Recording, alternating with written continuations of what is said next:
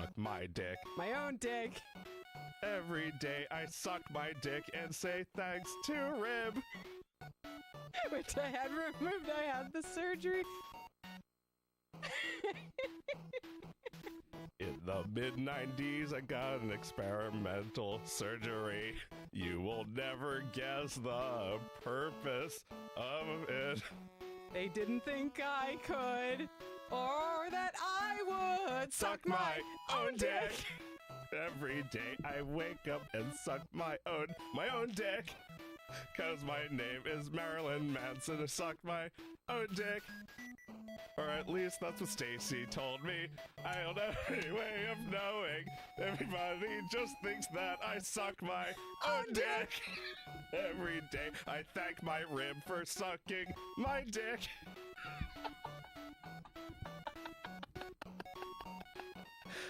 You know, I don't know if you guys knew this, but Marilyn Manson had his rib removed so he could suck his own dick. On stage.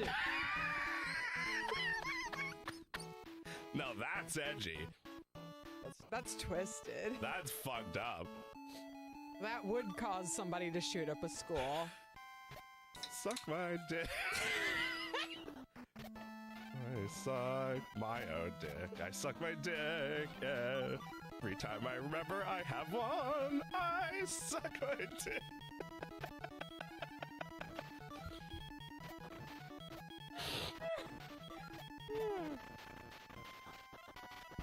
Hello, everyone. Welcome to Thingus. Suck my dick. I suck my... We were doing this for like half an hour before. Tom Green had his ball removed on TV. That one I believe. I remember he had to have his ball removed. Yeah. Because there was like, I feel like there was like a Tom Green's ball special or something. Marilyn Manson didn't get a rib removed so he could suck his own dick. No one has ever done that. No, in fact, you look that up, and the only thing that comes up is the rumors about Marilyn Manson. Yes. From 1996. Yeah, but when Stacy alleged that he did that. Yeah, Stacy D alleged. But you know, there was other shit about Marilyn Manson. Like everyone thought Marilyn Manson was played the kid from the Wonder Years' best friend. Right? Do you remember that? No. He had a dorky best friend who vaguely looked like Marilyn and he Manson. grew up to be Marilyn. He grew up to be, yeah. Sure, Stacy. Yeah. That's so right, so as yeah, we would say. So right. That's right, Stacy. That's so right. Your son said right the other day. It was like, wow, kids still saying right? Yeah. Are kids still saying cool? I don't know. I just didn't know if it was cool anymore. I don't know if he got right from us or his friends or from like a comic book from the 90s that was in our house. Written by you when you were his age. I assume he got it directly from you because you probably say that around him all the time, right? Yeah, right. Well, right. He's what we call sarcasm age. You know, he loves to say things like, "Oh yeah, I'd really like to do that." Yeah. And then, you know. And if you weren't sure, I was being sarcastic. Yeah, exactly. Very over the top sarcasm. The kind that if he tries to snap... I suck my own dick at this game.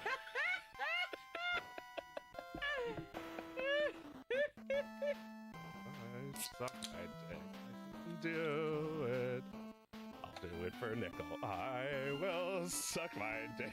Suck my own dick for free. Any takers? So how'd Stacy know? Was she on tour with him or something? Yeah, she was on tour and watched him suck his own dick at Jones Beach. Yeah, Stacy D. The Tom Green cancer special. Right, so it's kind of like how Katie Couric would get the camera to go up her ass every couple of years, right?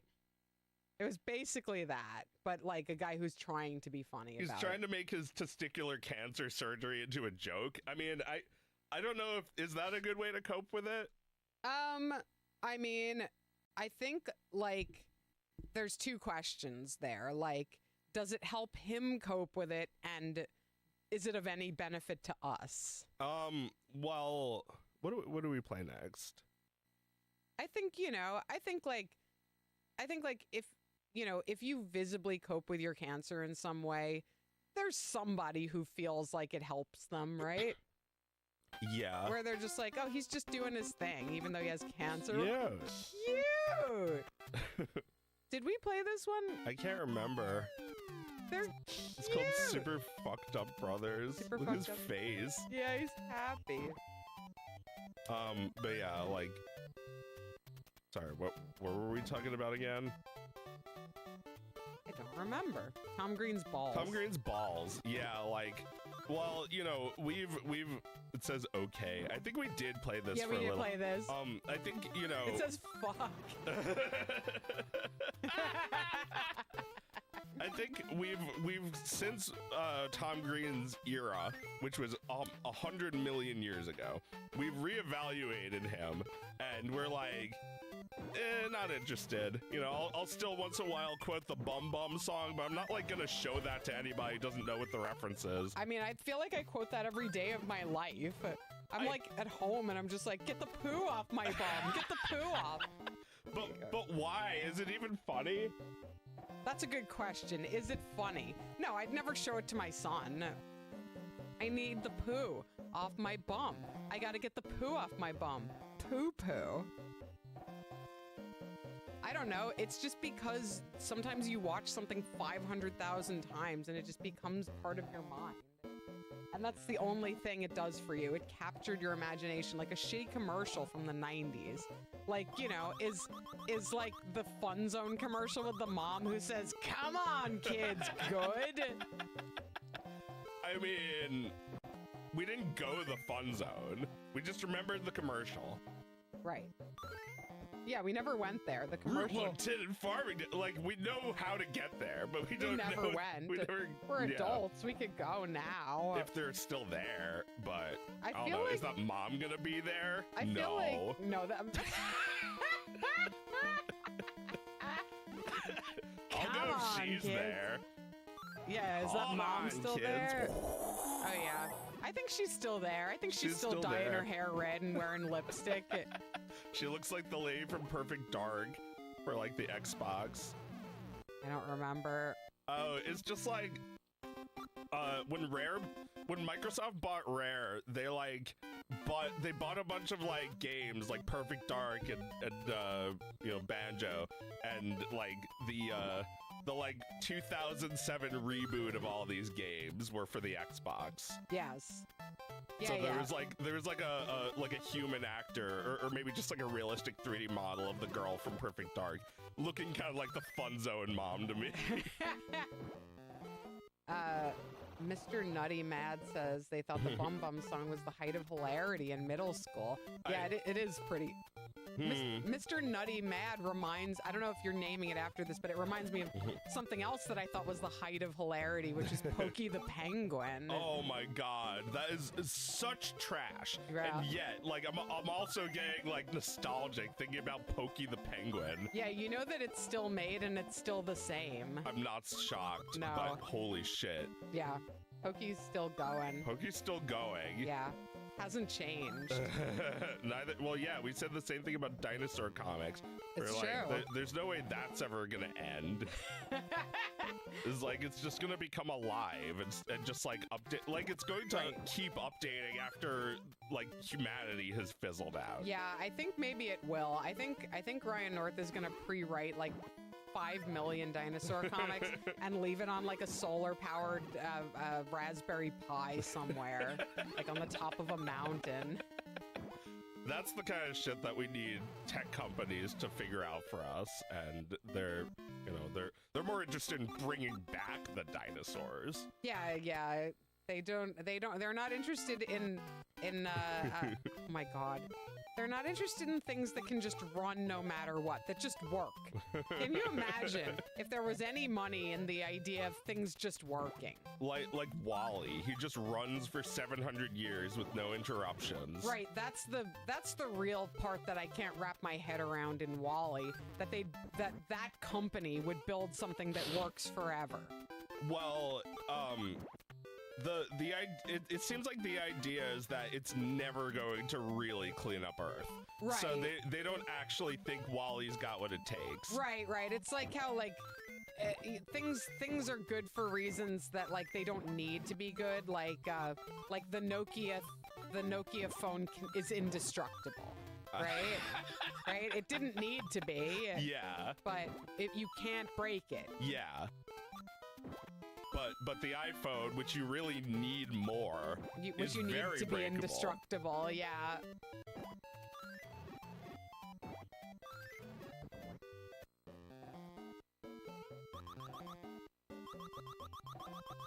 Oh, it's true. All the other Wallies are broken. This one, I think the implication is that this Wally has developed a sentience. It has a soul. Yeah. And it knows how to repair itself. Right. He picks the good parts off of the broken Wallies. Yeah. And keeps them in a little storage room. Right. All the other Wallies. It's like a ship of Theseus. Yeah. All the other Wallies look like cicada shells. They've just been sitting there unused for like what, 500 years. Yeah. But yeah, Wally is a broken promise that they said they were going to clean up Earth. Yeah. And the idea was really just to like say that. Yeah. Just get people off the Earth. Yeah. So onto our cruise ships. Yes, where they will be perpetual customers past the survival of like the bosses of this company. Yeah. Wally. Is Wally getting its due these days? I talk about it being Pixar in their natural flow state. Mm-hmm. I say it's like the closest Pixar has gotten since to being doing what they do best. Mm-hmm. Like, it kind of started with Tin Toy, and I feel like they're always they're always doing their best when they have some cute inanimate object. Like something kind of simple, but there's like a lot of personality to the movement. It's like it's just what they like doing and what they're good at. They championed 3D feature animation, and that's sort of embodied in the idea that like this little thing that nobody expected to be able to move is over here doing amazing things when you're not looking. Yeah. That's Pixar. Yeah. They made life out of 3D renderings. Right. They made characters that you actually cared about out of 3D models. And you didn't expect that because you didn't think toys had a soul. Well, yeah, like there must have been a time when people could see the potential for like 3D medical imaging technology, but not cartoons. Right. And Pixar had an important decision to make when their Pixar computer business failed. They Steve Jobs bought them and decided that they're going to pivot from being a tech company to being an entertainment studio. And it worked. Wow. I did not know that. They made computers called the Pixar, and it was just like a 3D rendering machine, and it apparently didn't sell very well. Because they were the only ones who would use it. I guess. But they eventually stopped using them and just used Silicon Graphics. They got, for Toy Story, they got the Indie workstations. Those things are so cool. Indie? Yeah, the Indigo. It's like the SGI, Silicon Graphics Indigo. It's so clear at Toad night. is just the word fuck. Wow, the fuck is really out at night. They only fuck off at night. That's interesting, thinking about the rigs that people were using in the 90s, because I felt very adrift as a child who grew up worshiping 2D cell animation. And coming of age, already realizing that animation was dying because the studios that were making this stuff were already pivoting to 3D or closing. It's cheap. It looks cheap, and it kind of sucks. If you're not Pixar in this era, it's kind of bad.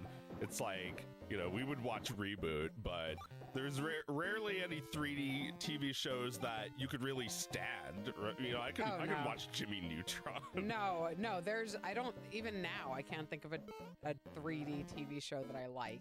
Like, Paw Patrol is terrible. Terrible. Dr. Scratch and Sniff. What is it called? Dr. McStuffins.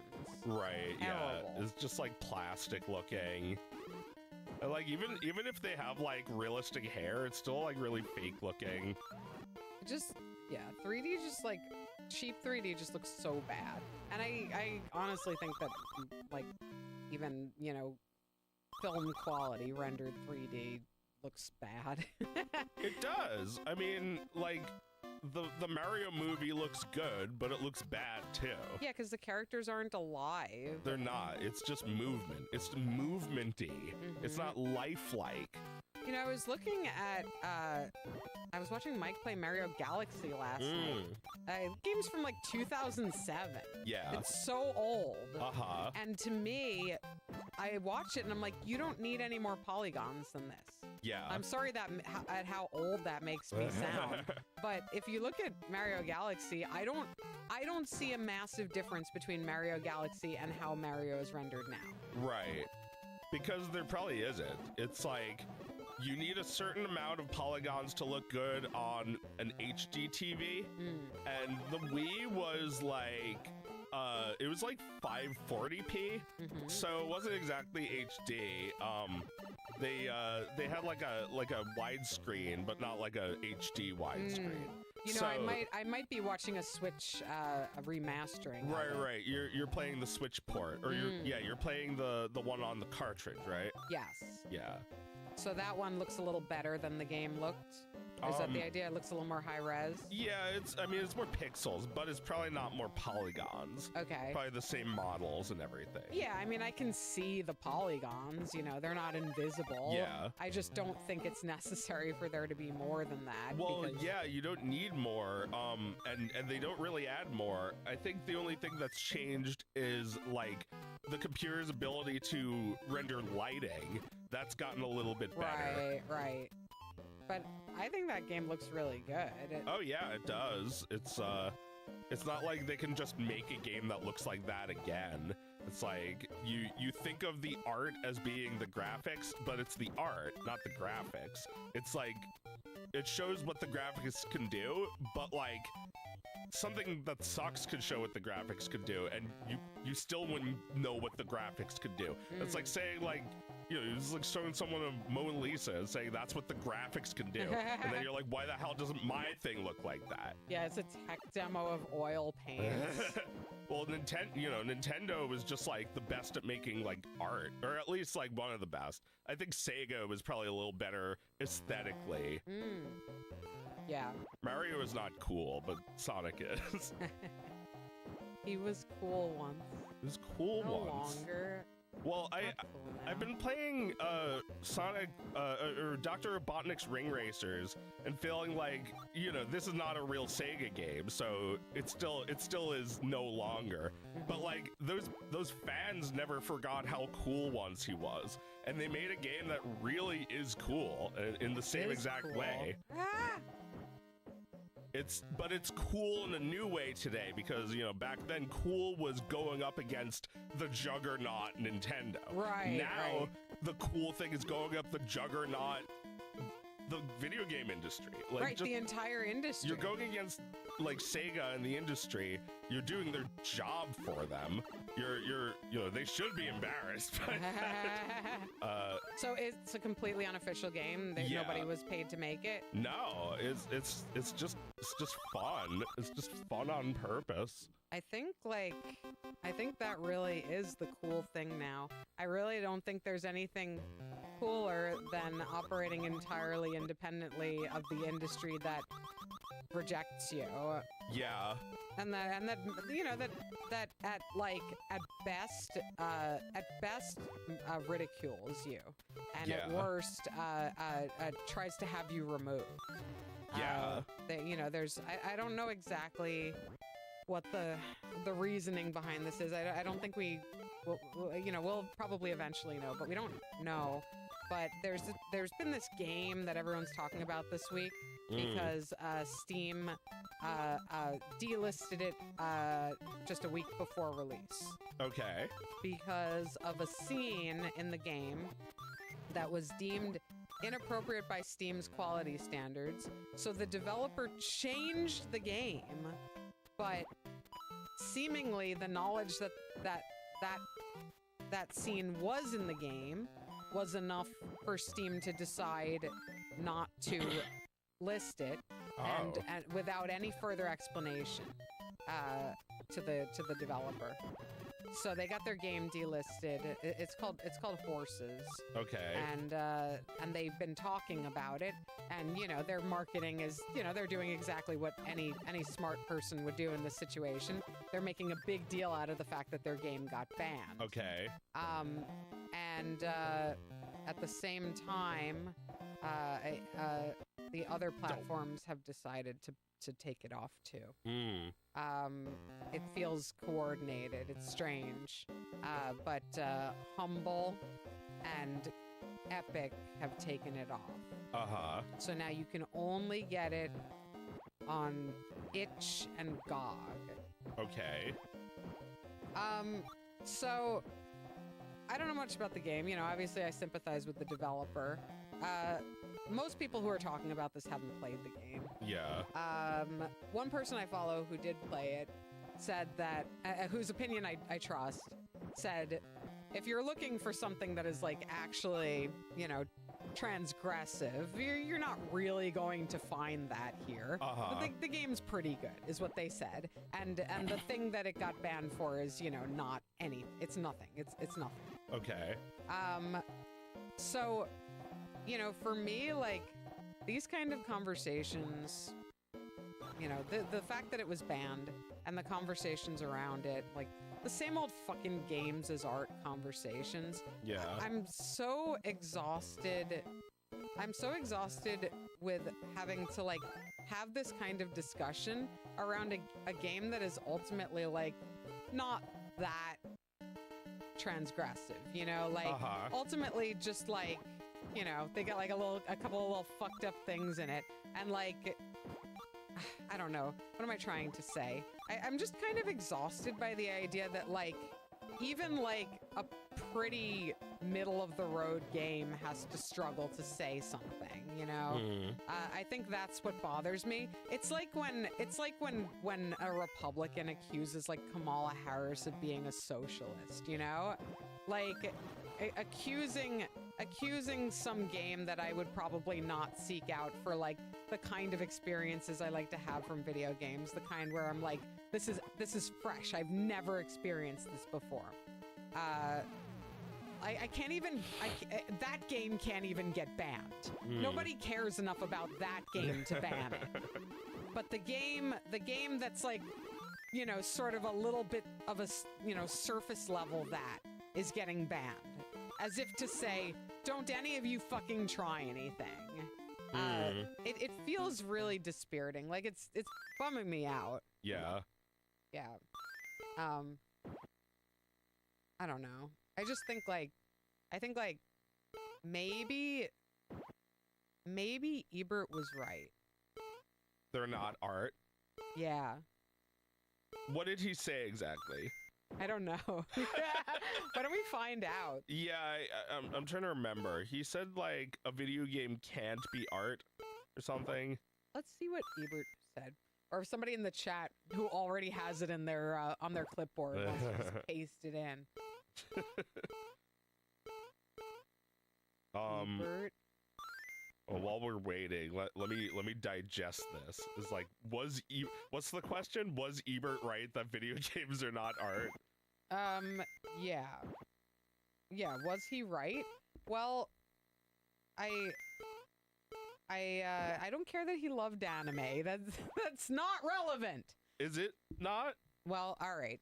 Let me think about it for a second. He loved anime. You have to be more specific. What did he love? Did he love Miyazaki or did he love One Piece? Well, the One Piece wasn't an animated series yet, was it? When Ebert was alive? I don't think he was watching it. No. I think if I were to guess, he loves Akira or like he loves Sailor Moon. Well, oh right, yeah, Sailor Moon, delightful, right? Yeah, 2 thumbs up for Sailor Moon. No, I need to know what anime he liked before I decide whether that's relevant or not. Nobody's posting anything we can use here. I don't know and I don't care. He's wrong. All right. Well, okay. Let's use an example. Super Mario Brothers. That I think would probably be a bad example of like a movie. Like if you wanted the perfect movie where like a guy saves a princess and is happily ever after. Fuck in the background.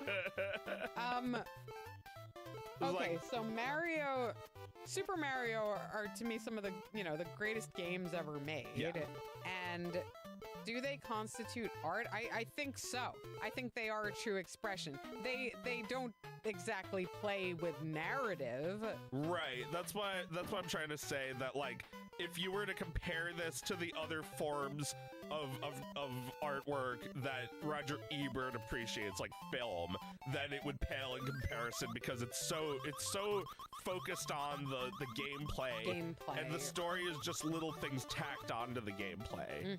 Like, the story in Dark Souls where, like, every time you die, you become more undead, so you become grosser looking. Right. But, like, video games are partially engineering, right? You're trying to engineer an experience. Sure. Right? Yeah. But, like, the same can be said of, like, architecture and like, theme park design. Well, yeah, like a carnival shooting game has, like, a horse race premise to it. That's a story, right? Yeah. I mean, a lot of video games have no story. And, maybe for Ebert, he wasn't seeing the fulfillment of, like, narrative potential. Yeah. With the way a video game creates experiences. Well, maybe he was just thinking about how you can't have an interactive experience that is like directed by someone, because it'll always be different for every person who plays. It's like you can't just like perfectly curate that experience for them. But like it's always gonna have wiggle room. A book is different for everyone who reads. That's true. Everybody's gonna understand it or imagine it differently. Yeah. So it was a new kind of experience curation of all of the forms of art that Ebert himself was really not familiar with and didn't see the potential of. But he did die, I think, before games reached their narrative potential, and I'm not, like, super sure they've advanced much. I mean, the thing is that there have been examples of games with excellent artful narrative in them. But it almost seems like the games industry is set on destroying those things. Yeah. I was thinking about Disco Elysium. Do you know anything about that? No, I think I've heard of it though. All right, it's a game that is it came out like maybe. What did it come out like 6-7 years ago, and it's already considered a classic. Yeah. It's like it's almost like a point and click adventure, but it's like extremely like stylistically distinctive, and the writing is very good, and everyone's been ripping it off for years. I've played so many games that are trying to be Disco Elysium. So the story that I had known for years was that the studio the studio that produced the game kicked the original writer-artist team off of the project, and has been trying unsuccessfully for years to make a sequel. That's neither here nor there. I don't know if it's ever going to happen, but well, maybe it's not neither here nor there, but I'll come back to it. Anyway, over the years, the story kind of went from that to like, well, the writer was an asshole. And then, you know, there was a lot of like, well, you know, maybe the writer was an asshole, but does that mean you kick him off of his project and take it away from him? Anyway, I watched a video that I think No Clip made, and it was just about like the founding years of the game. And all of the original creators are from Estonia. And they all came up together within like an art scene that they created. And they came up with like the ideas that are present in Disco Elysium over the course of like 10 years. And reading this, or watching this video, it became, you know, clear that like, it became clear just how depressing questions of whether the writer was an asshole or not are to me. Yeah. Because there is nobody who can synthesize what they had, what they made. Right, yeah. I don't want the new asshole. I want the original asshole. Was he an asshole? I heard he was an asshole. Well, you know, there's a lot of assholes on this ship of fools. I'm surrounded by assholes. But that's just how it is. If you want somebody who has anything good, it's like you have to accept them for the human they are, with the asshole feelings that they harbor. Yeah. Yeah. And that, you know, you ended up learning about them because they had a game that was successful beyond anybody's ability to imagine. Yeah. And that caught them off guard, and they were taken advantage of. But you know what people think is that it was good in spite of the asshole, and the asshole was just dragging it down. Yeah. And now the nice hole is taken over, and he's here to make the same exact thing from the recipe. Yeah, the asshole. Without the asshole, who was never the reason it was good. It was his grandma's recipe. He stole it. My God, it is just like it is just so obvious. Just looking at the way these guys came up together, that there is no game without that, without their entire lives, and the idea that anybody would try to make another game without them is so crazy. It's so unbelievable, because even somebody who didn't, you know, create that sequel in the wake of a hostile takeover, even the most loving, you know, I'll finish your game for you on your deathbed, a kind of friend or family member or wife or best friend, can never, ever recreate any of it. Not even themselves, usually. You can't yourself create it. It was a product of the time that you spent. Yeah, right. He probably can't make it anymore either. Yeah. I mean, he hasn't. You know, he got kicked off the project, and then I think he did say he would make his own version of it, and he hasn't.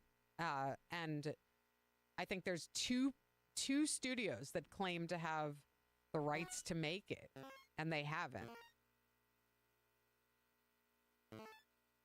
And I don't think any of them ever will.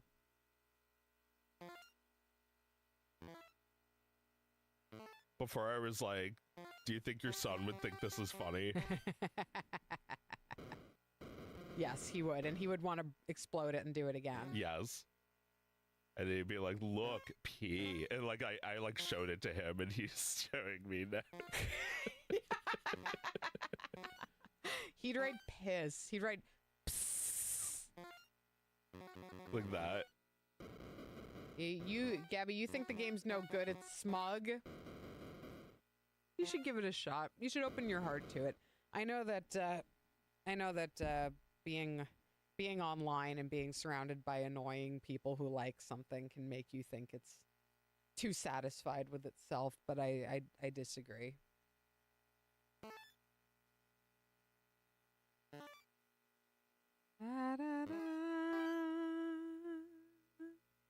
That's the music. Like you're just walking around and it's like cold, like winter wind, and then every once in a while, like a trumpet goes. That's Disco Elysium. Yeah. And that's like every fucking adventure game like that is copying it. Yeah. Also, sorry about the music. It's weird. Yeah, I don't know why the music's weird. I feel like Game Genie probably does this, but it does it if you don't even enter a code. No! You got the joint. I got it. I figured it out. I got it. I figured it out. I can handle it.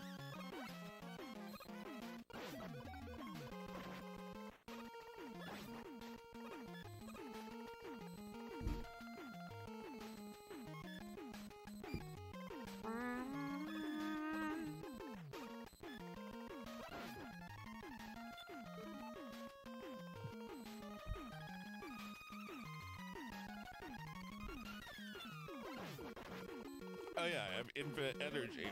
Who cares? It sounds like an OC remix.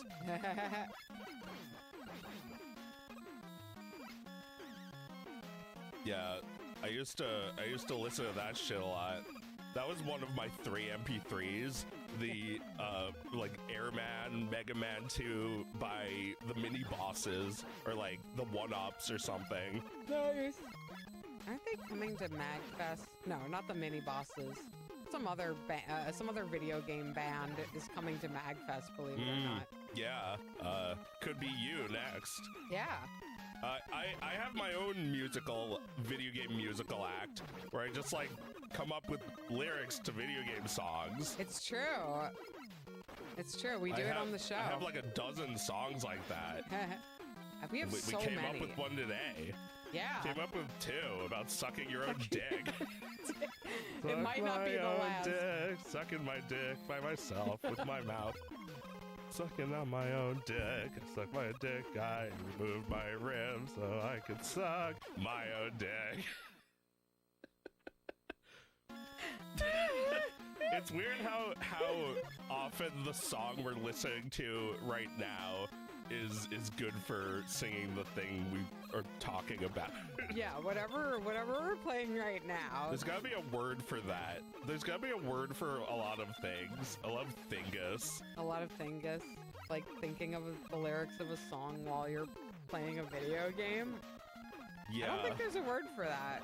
There's definitely not a word for a lot of the things we like. I wanted to ask you, what is the word for like a sort of withered Fred Rogers-esque puppet that doesn't have a lot of like technology but gets the point across better than one that would? I don't think there's a word for that. Is there?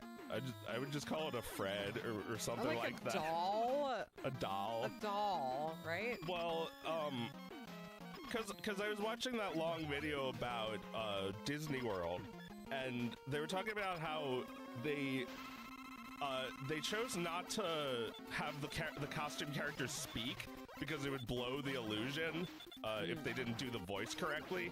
So they just had them do pantomime. I feel like that's the good version of them, right? Mickey, Donald, and Goofy don't speak. They just go like, like they just giggle and Yes. mime that. Oh, yeah, yeah. At Disney, yeah, no, that's how it has to be. Well, there was a version that talked, but it was like way too complicated, and they got rid of it because it was too expensive. Right. Oh, did it have a voice box or something? Yeah, there was like Mickey with like a moving mouth and a soundboard that like someone was operating behind a curtain while the performer was doing the motion. Well, yeah, but that guy can't walk around the park, you know? No, he has to like you have to funnel people in. Yeah. It's like 1-2 people at a time. Yeah, no, they walk around the park, and like while you're at Disney, you know, your kid wants to see their favorite character. They want to see Goofy, they want to see Mickey, and if there's a line of like 500 people to see the animatronic, you're not gonna see it. Yeah. And also, if you do something or say something specific, like they can only give you a canned response. Right. The people who are in those costumes can like react to you and like do a little dance with you, and you know, like you feel like they're real. When I went to Disney World with Oscar and Mike and a family of friends and you know, Oscar's best friend, there was a time where we went to a diner. We went to like a diner because it was like, oh, we gotta get breakfast, and it's like right here and it's open. And then in the diner, there weren't that many people there. In the diner, there were 2 characters. There was Goofy and this like purple vampire girl from a Disney Channel TV show that I've never heard of. Uh-huh. And I don't know if I who cares? It doesn't matter. Oh, Doc McStuffins was there too. Right, that's Disney. Yeah. Disney Junior. Yeah, Doc McStuffins, some purple vampire girl, and Goofy.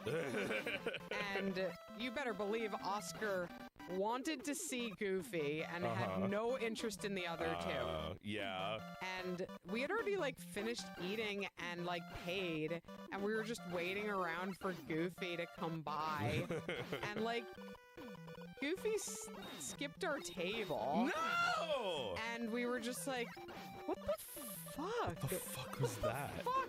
And like Oscar's sitting there waiting for Goofy, and like the other fucking characters keep coming by to see if he wants to hang out with them. Oh no. And like eventually it was like, we gotta go. So like Mike went over and like talked to the restaurant manager and asked him to tell Goofy to come over. Which didn't feel good. Yeah. But like, you know, it was his only chance to see Goofy. Like, we're not gonna. Mike goes up to Goofy, taps him on the shoulder. You missed somebody? You missed a spot, Goofy? That was pretty much it. Goofy came over where he was like, the manager was like, I'm sorry, sir, we'll send him right over. And then, you know, a few minutes later, Goofy got the memo and he came over and did a very long, big, fun high-fiving with Oscar. Made him very happy. Yeah. He was a good Goofy, but no. we were like, don't make me do this, man. Yeah. You think the game's a little too loud? I'll turn it down a bit.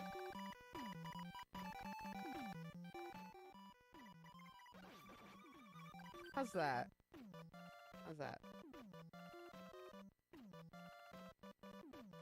But yeah, I've just been thinking about this like all week. This idea that you could go the extra mile to make a really complex like animatronic puppet, but is that what you should be doing? Like Yeah. you need to get the essence Yes. of the character. Yeah, and like a person can really embody Goofy, you know? Yeah. Like you can just know how to feel like you're that dog. Yeah, I mean, you know, I did some Goofy. I didn't think I was very good at it, but I thought it worked good for like a sad Goofy that's like been crying a lot. Gosh. Yuck. Yeah, no, this Goofy is all over the place. He'll do like a little embarrassed gorsh, and then, you know, he'll do a fucking like perfect cast with you. Like he'll do whatever you like with Goofy. He'll do it. You know, Minnie Mouse does a lot of right? Hands on her cheeks. Yeah. Yeah, they have their own like language that isn't verbal. Yeah, Daisy Duck too. A lot of giggling. Giggling. Yeah, they're giggling, exactly. But I don't know, man, like Whenever I meet those people in those costumes, they do a fantastic job. No, that's totally like, you know, when I see those costumes, I think like they totally get it across perfectly. Yeah. The idea that this park is fun to go to. Mm-hmm. Well, but like I was thinking, there's no way Walt wasn't saying like, when you go to the park, Mickey Mouse comes out of a piece of paper and starts walking with you, and so like he would have wanted it like that or something. Right. He would have wanted to be literally Mickey, like you're talking to an animation, like a 2D cartoon that projected on a comes wall. out of a wall and walks with you, like something literally impossible. Right. And like they would tell him, all right, I'm not gonna say no, I'm just gonna say here's how that's possible. And they would work with him on his crazy ideas until they got something that was, and like that was like the version of it. It's just like no talking, but like costume Mickey. And like, you know, they show footage of like kids go crazy for that Mickey. Like they can't wait to meet him. They can't wait to meet him. And sometimes he's wearing a little Christmas coat. Sometimes he's wearing a little Hawaiian shirt. Oh, I'm a magician. Yeah, sometimes he's doing a magic act. Yeah, no. Poof, there it went. But yeah, like I need that term for what this thing is, because like I feel like it applies to everything. It applies to CG and like special effects. You know, like you were looking at some pretty good special effects recently and saying it looks fake as fuck. Oh yeah. And I sort of agree, because the movie doesn't really have your full attention. It doesn't, you don't buy it. Yeah. You can see the special effects they're doing, but you still aren't like there with them. No, I don't believe it. I didn't buy it. And you're right. Like Mr. Rogers has these cheap puppets he made by hand whose mouths don't even move. And you're like, Daniel Tiger is real. Yeah, he's really him. There's so much truth in his own portrayal of that character. Yeah. Because he's a sad little tiger that gets mad sometimes. Yeah. Yeah. Yeah, a sad little tiger. He wonders if he's a mistake. No. Am I a mistake? No. Oh, it's like the most beautiful, sad thing I've ever heard in my life. Am I a mistake? Oh my god. Got a song about being a mistake. Like top 10 saddest fictional characters. Yeah, seriously. He's at the top. It's like Ren Hoek levels of sad. I wanted this since I was a child. The ice creamer of mine. Holy shit, that's sad. But yeah, Daniel Tiger is one of the greats, and his mouth doesn't even move. He's just a little doll. And that's every puppet. You know, King Friday. They're all just little. And what do you call that? It's not a hand puppet, right? Because a hand puppet is the mouth.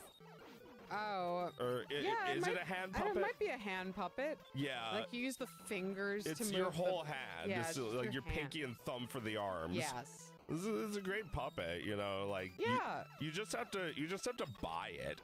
It's like, what do you need to do exactly for people to, I think I know what it is. It's you have to find because a puppet is a fake thing, and it is an evidently fake thing, and the more evidently fake it is, the better, I guess. It's that we're looking for that kernel of truth inside the fake thing. That's gotta be it, right? Yeah. Well, you know, I've been making these animated scenes in my game that I really believe in, and the fact is that like the animation is like nothing special. Like, I don't mean like I don't, you know, put all my effort into it, but like, I mean like it doesn't move much. Yeah. You know what I mean? It only moves a little bit. It's all I can do, and I think that's all it needs. You know, I think it's fine because it's all it needs. And I think like if you've got the idea, all you need is, you know, the bare minimum to like communicate that to people. Yeah. You communicate it any way you can. Yeah. Like, you know, if you're doing if you're doing 3D, you're doing it with compromises, because even now 3D doesn't look completely real. Yeah. Yeah. I was just looking at clips from that old movie Beowulf and thinking looks like a freaking video game now. Yeah. That was like completely animated, right? Yeah. Yeah, it's like motion captured actors. Yeah. And it was like a novelty for that. Yeah, I think they were under the impression at the time that this was the future of live action movies. Yes. That they were going to be filming them all in mocap.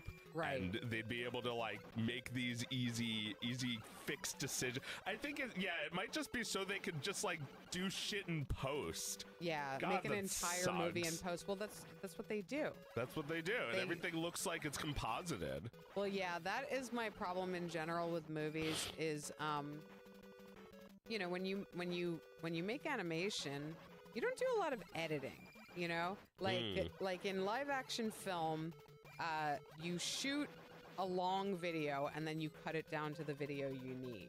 Yeah. You choose the moments that matter out of what you get. So like there's like this extra chaos element to live action film that makes it feel so exhilarating sometimes. Animation does not have that, so they need to like, you know, simulate that in other ways. Simulate spontaneity. Most animators are terrible at it. Yeah. But like when you turn live action into basically that, where every single scene is like a half a second long, Captain America punching through the train, where like you're never given anything like tactile to hold on to, and you don't get to think about whether the scene felt real to you before you're moved to another one. It's so fucking fast. It's so weightless. Yeah. And you're just bombarded by it. And, you know, Mike will tell you that that's the point, is that, you know, it's supposed to be like cartoony high action. But I think that like these action sequences, you gotta throw in a real thing every once in a while to make it seem like there's weight to all of it. Uh-huh. If a real, like, believable thing? Like, a real believable thing, yeah. Like, you mean, like, without CG? Yeah, like, for example,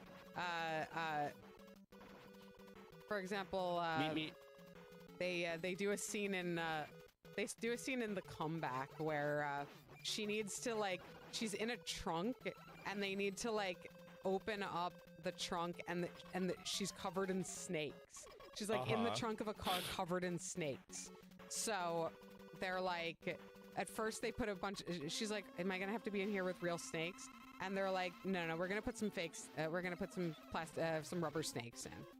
And then they put them in, and they do the shot. And then they're like, we got to go again. The snakes look so fake. It's just like, you open the scene, and it's like 1, 2, 3, 4, and fake. So they put like 2 real snakes into the scene, and they film her with the 2 snakes. She's really unhappy.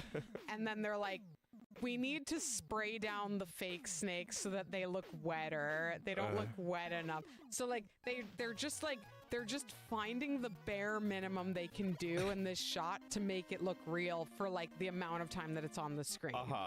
And I think like at any time that's, you know, this is a joke I'm talking about, but I think at any time that's really what directors are doing. Yeah. They're looking to like, and it's convincing, let's move on. And they just look for how to make that happen. But like with 3D, with fully 3D scenes, there's like no beginning and end to that, you know? You never even try to make it not look fake. And the scene is so fast because it's so fake. And I think that's why people think they can make a movie with Gen AI, because, oh, well, they don't even notice how fake it all is to begin with. They're not going to notice if somebody's got 10 fingers on each hand, because they're only going to see it for like this long. Yeah, well, you know, it's all part of them, like, the same thing of them just like bombarding us with non-stop like slop, like just like sequels and remakes and prequels and stupid and she makes her girlfriend. Wait, She is that a makes- real term? No, That I just sounds- came up with that. That sounds completely real. She makes. She makes. Well, that's kind of like the Force Awakens. They made Yeah. Luke She Skywalker makes, a girl. she makes like Ghostbusters. Yeah, she makes. There was another one. There was another she make. I can't even keep track because I don't fucking watch these movies. I just hear about every one of them being bad or not that bad. Well, first you hear about the people who are mad because there's women. And yeah, and then you hear the people reporting on them. Yeah, and then you hear people who like it because there's women. And then, like, 4 years later, you hear the movie was bad. Oh my god, this shit's so hard. Yeah, this sucks. Damn. It's so fucking annoying. You truly do have to be a mega man to play this game. Yeah, and I'm using Game Genie, which will do nothing. Yeah, you just gotta do this. You just have to have you have to have already had. Yeah. You have to have had. You have to have already had to have. It's like, I don't know. I was asking Mike what the best Mega Man is, and he says it's gotta be 2. Some people say it's 3, but they're wrong. And yeah, like I feel like this is the one that everyone knows. This is the one everyone's played. This is the one with the good music. It's the one with these. So like, you know, as sucky as it is, you're eventually going to get it because everyone does. Yeah. And then you're gonna struggle through this horrible level. Well, yeah, Mega Man does distinguish itself from like Mario this way. It's like, fuck you game. The fuck you game. Extremely fuck you game. It's a game for men. Yeah. People who have a good attitude about losing. That's true. There's people play Mega Man games and Kaizo games.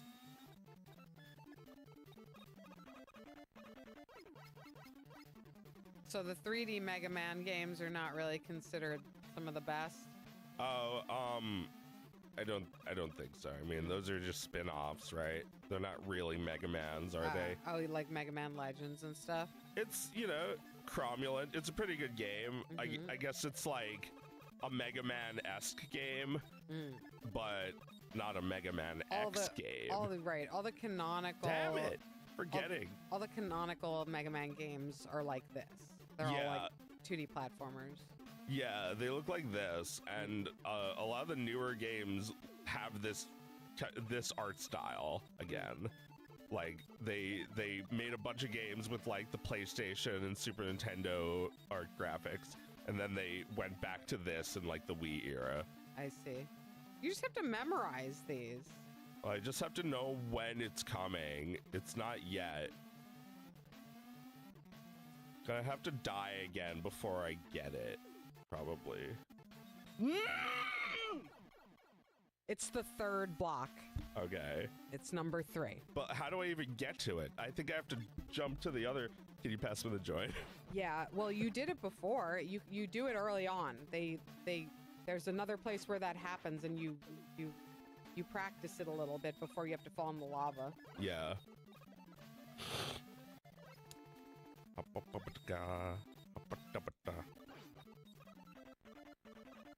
This Infinity Lives does nothing. This makes you die infinity Just times. makes me play it forever. Yeah.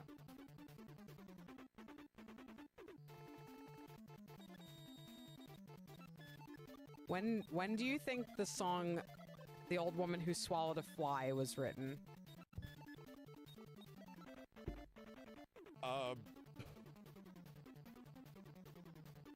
It's probably from like 1900. 1900. That's my guess. People sang it during the Great Depression. Yeah.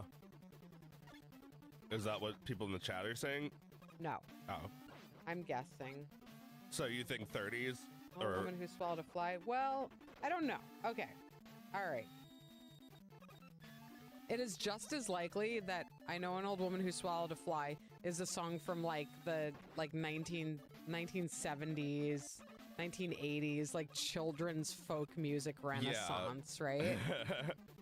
Well, just like playground rhymes, nursery rhymes that children would sing, and you know, when the teacher walked away, they'd sing a dirty one. You know, they were like dirty jokes, like little Audrey stories, where like she would burn her house down and kill her dad and laugh. Those are like super old. Yeah, they're from like the turn of the century.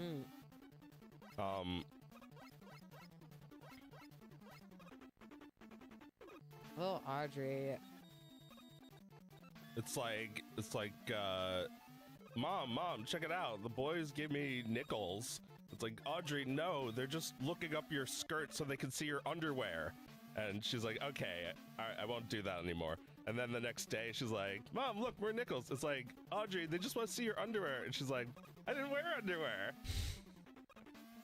Yeah, that's a real cheeky one I would have heard. You told me that one. Did I? Well, I don't didn't think tell she you was. little Audrey. No, she didn't have a name in the version you said. Right. Sometimes she's little Gertrude. Sometimes she's little right, she's something. just like dumb little girl With like an old name that no one has anymore. Right. But yeah. Yeah, Miss Lucy was in the song. Miss Lucy had a steamboat. Yeah. Hello, operator. Yeah, that was really big. Yes. How old is that? I feel like these are 20th century Throughout creations. the whole 20th century? Miss Lucy, I bet that's like, you know, yeah, so that's how you have to do it. You have to jump late. I'll tell you which one it is if you make it that far. I think I know what to do.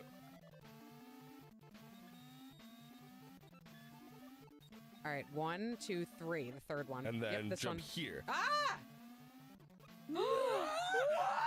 Whoa! Amazing! Scally. Thank you. That was the last frame, or like the last 2 frames. Jesus Christ. Yeah. It's a rite of passage. It's a rite of bastage. Yeah, you really have to. You have to really be a bastage and earn that one.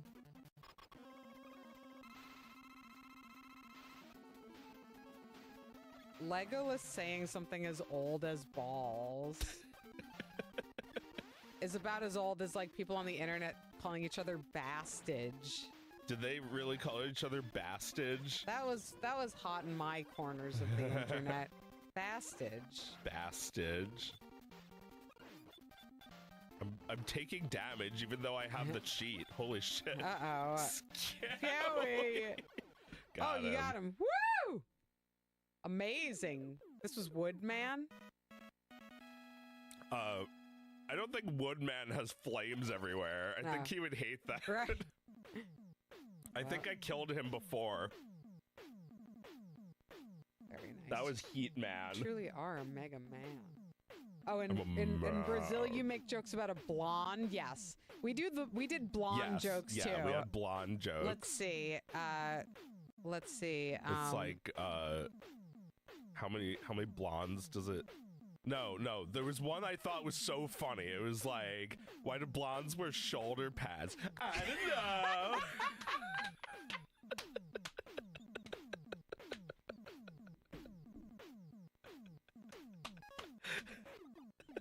That's still a really good joke. Fuck, man, that's so funny. Yeah, sorry, blondes. Oh. Let's make fun of every other type of person now, just to make it fair. No, yeah, we like blondes now. I mean, we always like blondes. Yeah. That's part of it. Well, you know, I think you have to know there's no truth to it. There's no shoulder pads. Well, I think legally blonde was the end of it, right? That was the nail in the coffin of that joke. Of dumb blondes. Yeah. Yeah, we don't really talk about that as a stereotype now. No. Like, yeah. We were all able to acknowledge that Elle Woods was both a dumb blonde, and a Harvard lawyer. Yeah. Yeah, we've accepted that blondes are more than just the hair. Yeah, yeah. And it's, you know, it was a huge success. They made a musical of it. It's just a story that you know, it's like a fairy tale now. that like the Wicked Witches used to make fun of dumb blondes. Wicked. Well, it was the men who treated them badly and disrespected them and didn't think they were as smart as they were. Right. Well, I do kind of think that everybody is as smart as everybody else, and they're all just kind of like different levels of sure of themselves about it, like how smart they are. Yeah, I mean, the thing about being blonde is that I've seen this shit, you know? I've seen this shit for the first time in my life. I'm watching my son move through life blonde. Oh, and he's so blonde. And that shit is different. Yeah. Yeah. And there is an air about blondes when they grow up that is kind of oblivious to the fact that nobody is treated this way except them. Hmm.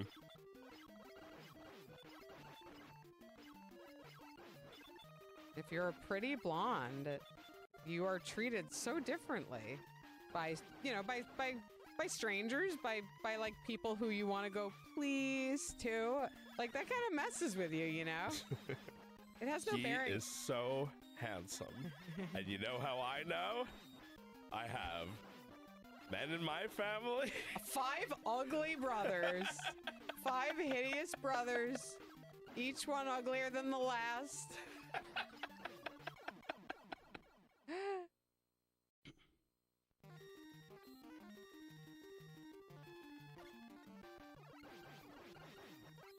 Yeah, well, I mean, that's gonna be tough for him growing up and, like, you know, having the childlike appeal fade away. Yeah, it is. He's gonna be like, Mom, there's an evil monkey in my closet. He's gonna be Chris from Family Guy. There's no monkey in your closet. That was good. That sounded just like her.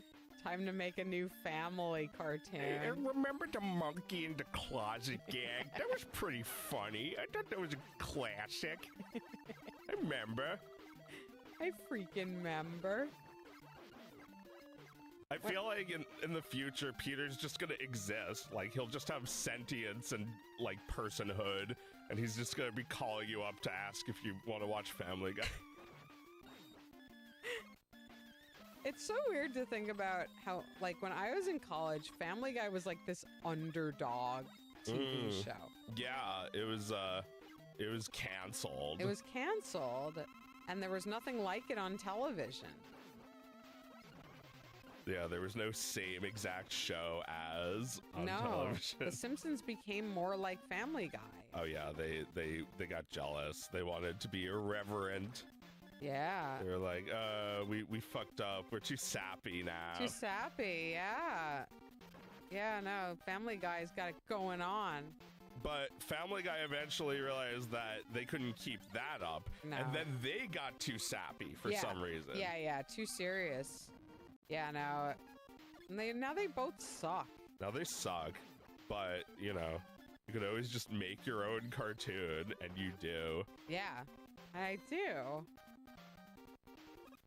It's true. Everyone can just make their own cartoon. What happened?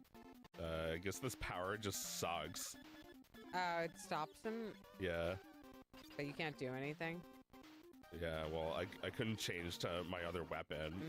I don't know what is good about that power, but he's dead, so it doesn't matter. Or maybe it's glitched because of Game Genie. I don't know.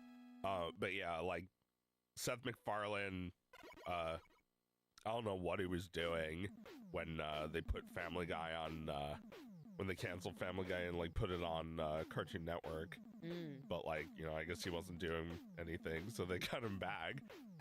And they brought the show back because of popular demand. I mean, which is also what happened to Futurama. Yeah, I mean, he was probably shopping it after. Oh, maybe after Fox, you know, if he was able to. And do you think Fox like bid on it to like get it from someone else? I don't know. Does anybody have the oral history of Family Guy? Also, is Family Guy post-revival any good?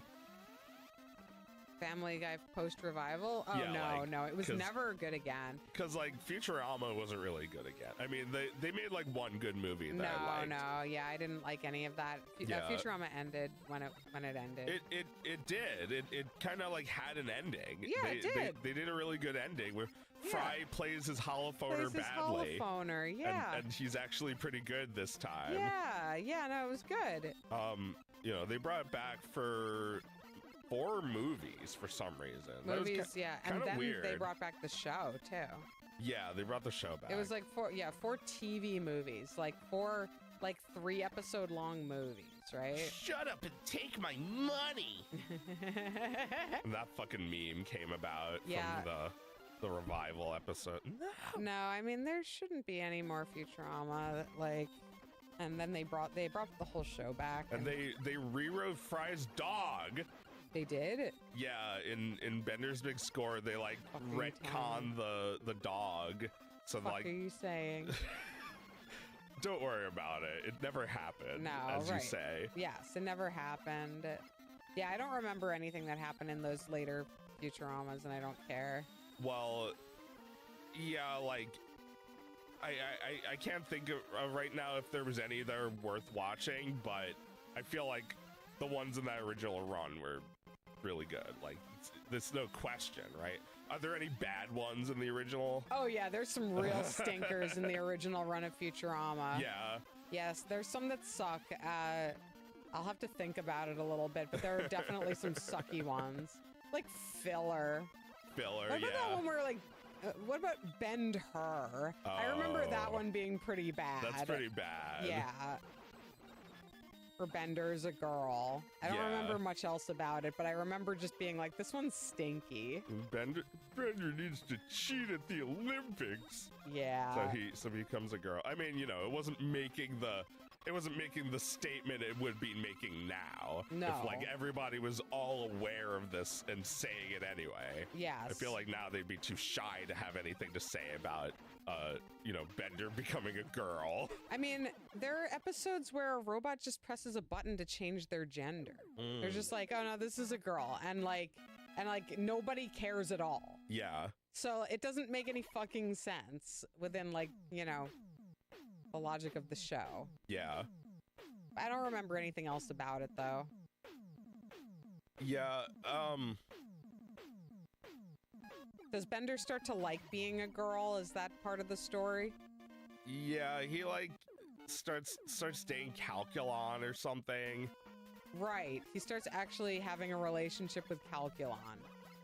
And they're all like, but Bender, deep down, you're still a man.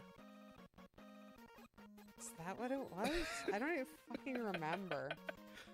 His friends don't want him. They don't think he means it. They think he's just dating Calculon to take advantage. I mean, they do that in South Park. It's like Mrs. Garrison becomes a man again, and her reason was, I was always a man. Really? Yeah.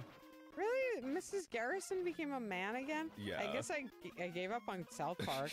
Or I just saw an episode with Mr. Garrison and I didn't even think about it. You didn't even think about it. Yeah. I mean, you know, that'd be kind of funny if he just became a woman just again. Like, right, exactly. If like next season he's just a woman again and it's not mentioned at all. Or like, I don't know, they put Chef back or something. And anytime they try to change the plot, it sucks anyway, you know? That's another show that needs to be old yellered. I mean, yes. You know, now you can't say that without being a chud. No, South Park's gotta go. I think South Park's gotta go. Yeah. It's just like, you know. Like, that's not worth $2 billion. Give me a break. No, it really isn't. The fact that they said something, you know, about Trump that made him so mad, like he would try to get the show off the air or something. Again, it's like an example of like this controversy around something that is so mild that it makes me mad. Yeah. Because I can't even imagine actual true acts of transgression. Like I can't like we're not allowing ourselves to imagine that world. Yeah. Where like something actually, you know, edgy in the way that perhaps South Park was 25 years ago. Yeah. Like we can't even imagine that. This is what we get. This is what our counterculture looks like. Yeah. How much does that fucking suck? Yeah, blows. Like, everybody's afraid to make any sort of statement. Everybody's just too timid. Yeah. Yeah. And like, you know, we shouldn't really be celebrating South Park's statements. They're lukewarm. Yeah. These guys are libertarians. Like they've been really fucking funny before, but their politics suck. Yeah, they kind of agree with some of those people. There's South Park Republicans. Yeah. who'll deny climate change just because it's a thing they can make fun of you for. Yeah.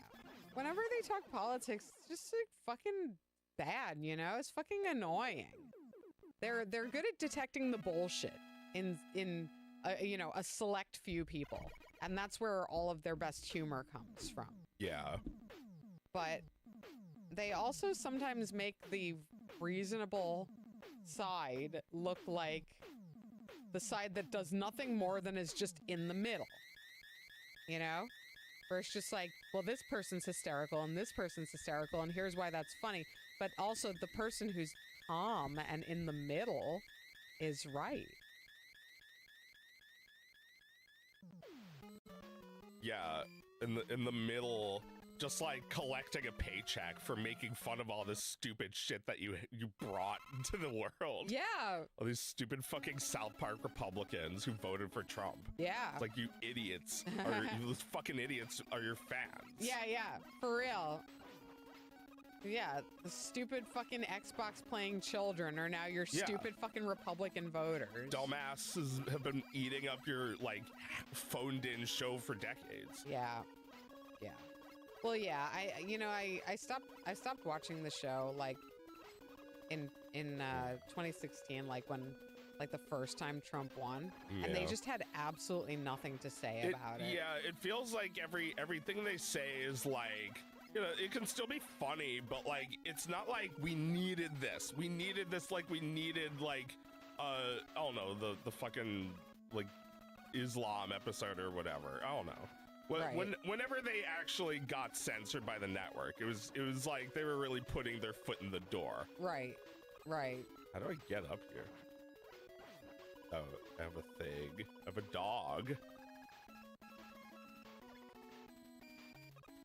That's not a dog. It's not a dog. Where's the dog?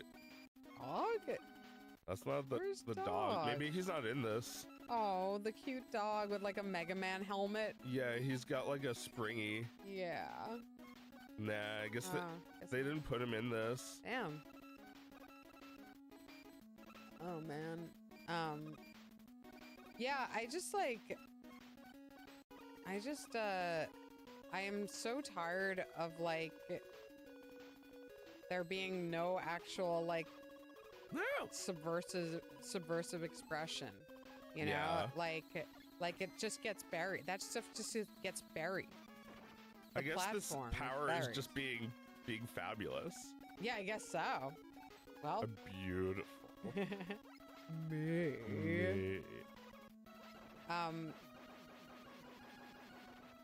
There's like nowhere for art to go except into completely nonsensical places where making money is impossible. YouTube poop. Yeah. I think that's all that's left. Making Sonic ring racers. Yeah, making something good on purpose for no reason. And maybe against the law. Maybe against the law. Maybe it would annoy the copyright holders.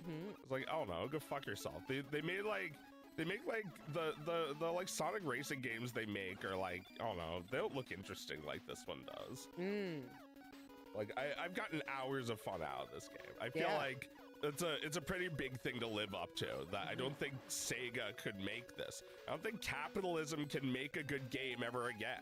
No. Unless GTA 6 is the game. Yeah, I guess we'll find out if capitalism has any more gas in the tank. Well, yeah, like I'm imagining at this point you could probably crowdsource like a gigantic GTA like game and have it be equal to a game that costs like $1 billion. Well, yeah, but who will you trust to make it? I don't know, something awful goods. People online. I don't know how or who, but I feel like with the internet, the power exists. I don't know if we really have the organization skills, but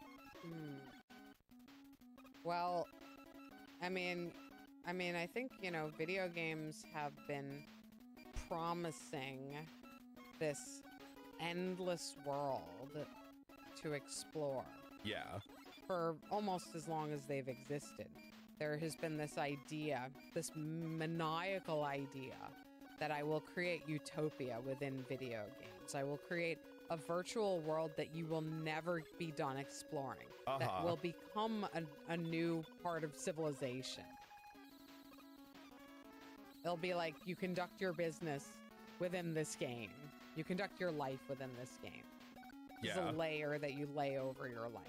And like, there's already a kid's version of that with Roblox. Right. So we're just like, can we have a version of that for adults too? And that's what GTA is promising, which, you know, they have now delayed. The game is not going to come out in 2026. They delayed it to November 2026, which means it's not coming out in 2026. Okay. There's no way. Because if they have to push that back even a week, then it's curtains. Nobody releases a game in December. And I don't know. Maybe GTA can get away with it. They can release it whenever they want. People will buy it when they're dead. Yeah, it's true. Yeah, I don't know. I'm sure I'll play it. I'm sure I'll love it. What console is it going to be on? Probably just get it for PC. PC, right. Yeah, I don't think they're gonna put it on Switch too. Although, I don't know. Maybe it's finally ready. Well, they might be developing it for Switch too. They haven't said it. I think I would have heard about that. I'm stuck now. Do you want to play? Yeah. Zelda. Yeah, I'll play some Zelda.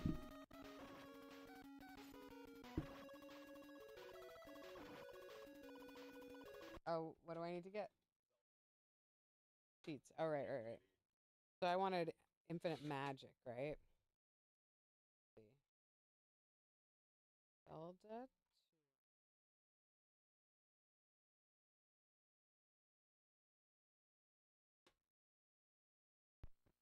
You think GTA 6 won't live up to the promise? Well, that's kind of irrelevant from whether it's going to be a success or not. I think people are going to play it.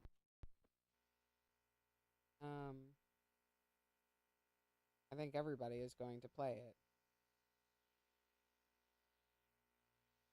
it. GTA? Yeah, I'll play it.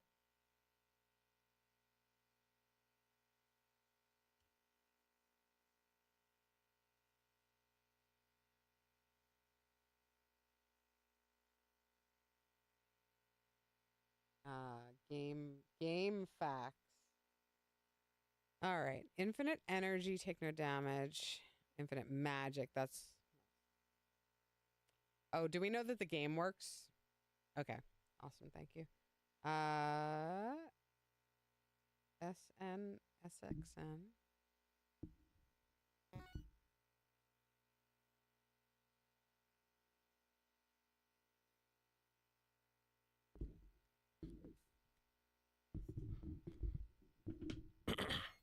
Yeah.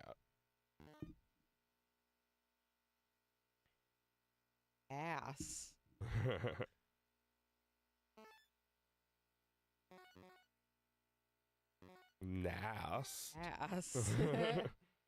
All right. Take much less damage from enemies. Don't lose all your experience points when you level up. You may lose some. That sounds really buggy. You may lose some. This code lets you level up faster. I don't buy it. Don't lose any experience points. Okay. This code lets you level up much faster. You need 2. Don't lose any experience points when you're hit by enemies. Subtract. You can walk across water. No. Super mega jump with gravity moon float. No. Get 256 experience points for some enemies that you kill. This lets you level up very fast. Has only been tested on enemies you encounter at the start of the game, but it may work on others as well. Okay, I'm not going to do that. Max out your abilities when you level up. No, I don't want to do that. All right, I'm just going to play with Infinite Magic. All right.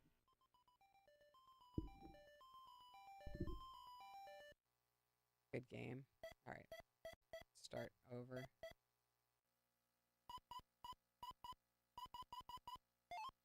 Nope. Gotta go all the way around the bend.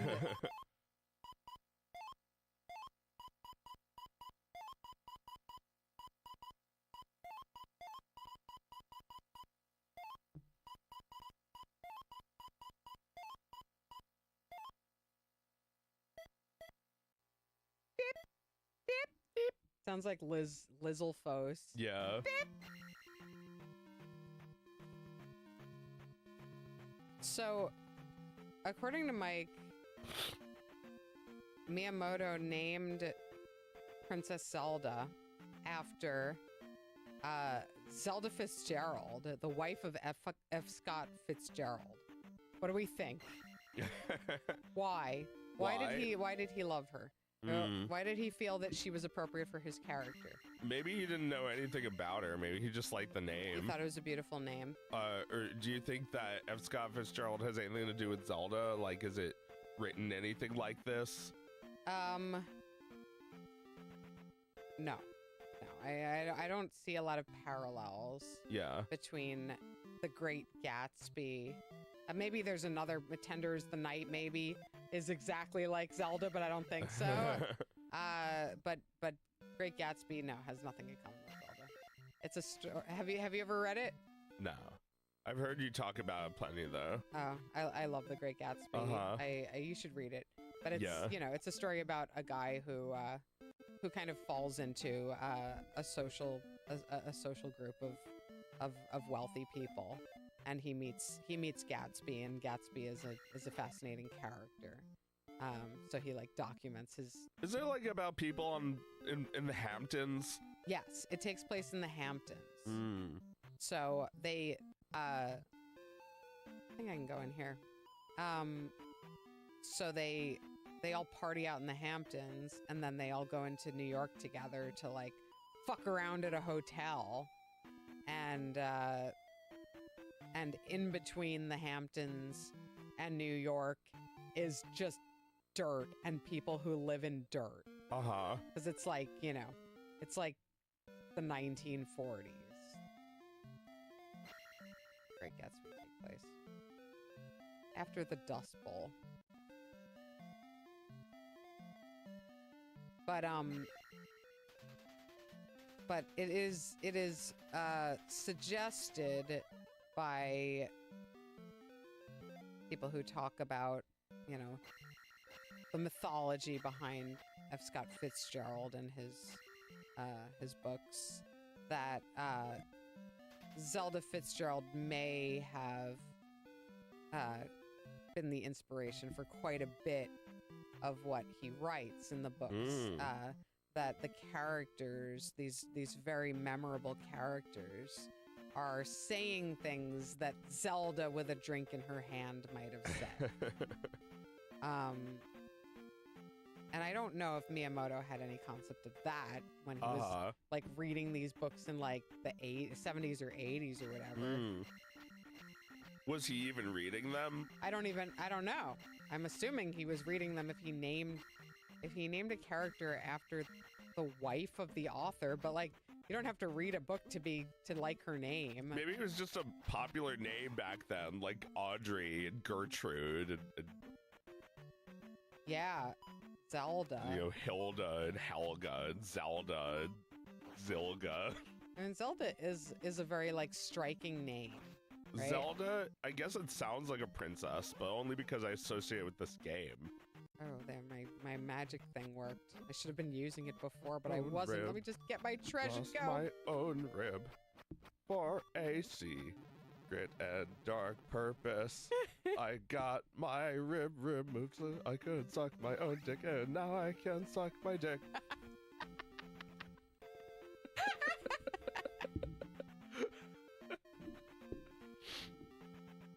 Got my dick removed so I could suck my rib. That's what he really did. Yes. I don't have to go in here, but I will. I can restore your life.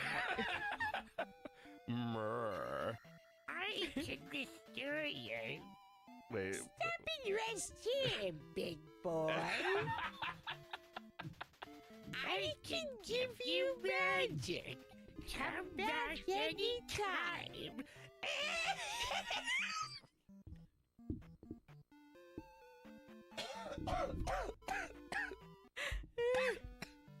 Excuse me.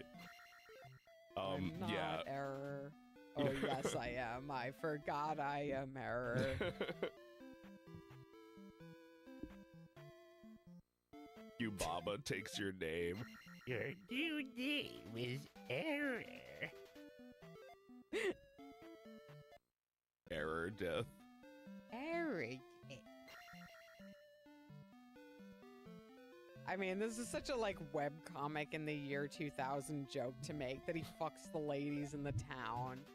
That we're all just like sitting on that since the early 90s, ready to lol about I think that. only you make that joke. I don't think any webcomic in history has ever done that. The joke where Link fucks the women whose houses he goes into?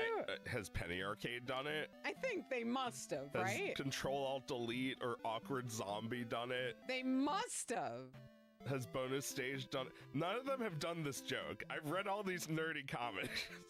According to Garlic Liker, the angry video game nerd has made that joke. Oh, well, he's like talking, he's like commenting on the game while playing it. So like, yeah, all right. Right, so it's not the same as it being a cliche. Too. Right. Yeah. I think everyone. Well, it's not the same as the joke that's just like pummeled into our heads, like Navi being annoying. We've parodied that a million times. Right. I can't say exactly who, but I know I've seen that one ad nauseum. Yeah, just wanting to kill the fairy. Gonna kill you. Yeah. It's like, don't stab me. Yeah. Yeah, exactly. Navi barely resists as you kill it.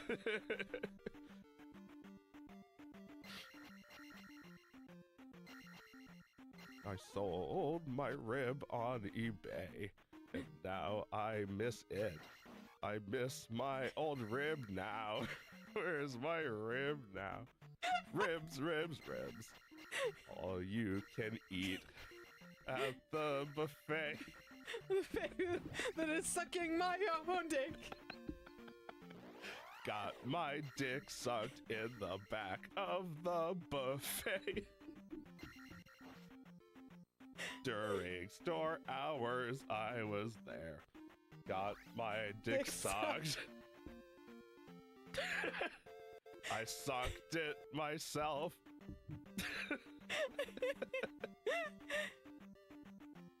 In the parking lot while driving my car. A cop saw me do the deed that I did now. Sucked my dick now. Now. It's just one suck.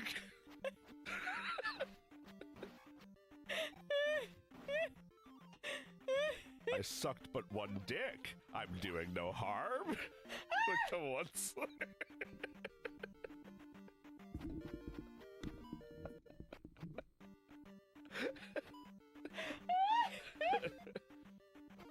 Holy shit. Yeah, I think that's what really happened. He sucked his own dick in a parking lot. They couldn't arrest him for it. But then look at the damage he did. Look at the controversy that isn't a controversy. The one slur. He once sucked his own dick. It's you know, as we dick surgeons call it, it's autofellatio, to Yes. suck one's own dick. Yes. So, you know, a big part of my business is instructing people on that. On how? On how to get your rib removed so you can suck your dick. Because that's what I do. That's my surgery. Your surgery is the rib removal. Yeah. And you know, my brother, who is a real doctor, hates that I pretend to be That you pretend to be a doctor. That he gets That's people like coming in, having destroyed their bodies, removing their rib to suck their own Yeah. dick, and then they want real medical advice. Put the rib back.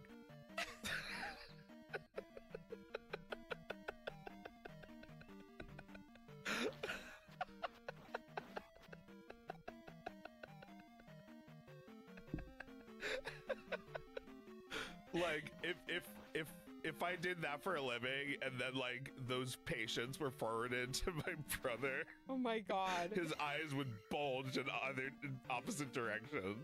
Put the rib back. That is exactly He would say, what he would he say. would say the one thing they don't want to hear, Oh, and if you're in discomfort, put the rib back. they would sue him for my malpractice. These people are dying because they took their rib out. Yeah, well, Marilyn Manson made a really big thing in the 90s. Like, you have to, it's like how Artie believed that to make animation you need a scanner and a morpher. It's like, oh my god, just today I was watching a video of Bugs Bunny singing the Buy Bonds Today song, and it was like a terrible 4K up-resed version of it that had motion smoothing, like the worst you've ever seen. Yeah. It turns animation into soup. It looks like it just there's no easing. Yeah. Right? So it's like all just like terrible. No. Bleh, bleh, bleh. It looks like the like Awful. age progressed suspect image, but over and over in a sequence. Holy shit. But yeah, like that's what people believed, I guess, back in the day about animation, that we were going to be doing that. Yes. And that, I guess we are. I guess so. But it sucks. It looks so much better with just like the choppy animation. You don't even notice it. Right. Yeah. think But there's a yeah, variant. I don't remember what I was saying. Something about like removing your rib.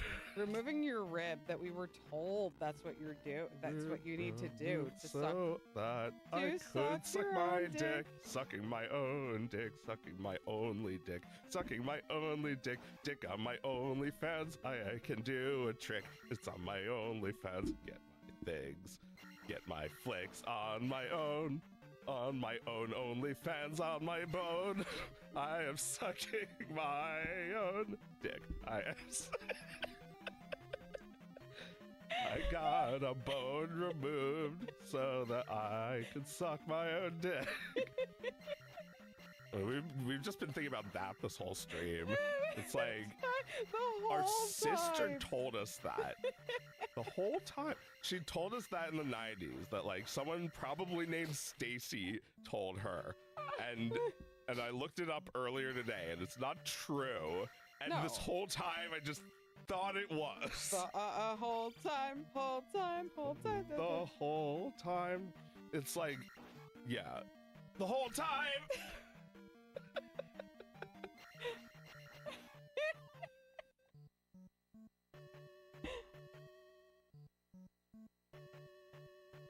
Yeah, Marilyn Manson. There's a name I haven't heard in a while. Oh, well, he like more recently, I think he got like charged for like rape or something really Oh, terrible. brother. Yeah. I mean, I guess I'm not shocked, but like, I just thought he was a fucked up guy, you know? I just thought he was a little twisted. I didn't think he was a rapist. Well, you know, we had that idea of him as just like being freaky enough to remove one of his bones permanently so that he could suck his own dick, so that he could perform autofellatio. Right, not because he wanted to personally, but because he wanted to do it in front of his fans because it would be so fucked up. I see. Well, apparently he said that, I couldn't tell if it was a real quote, but I think he said he wanted to kiss his own dick, and that sucking it he would not want to suck his own dick. So wait, he was responding to the rumor?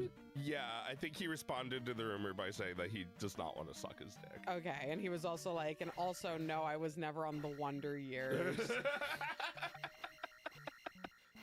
I'm on the Wonder Years. That's me. The dorky boy. Bet you didn't see that coming. But now these are the Wonder Years, 'cause I can suck my dick.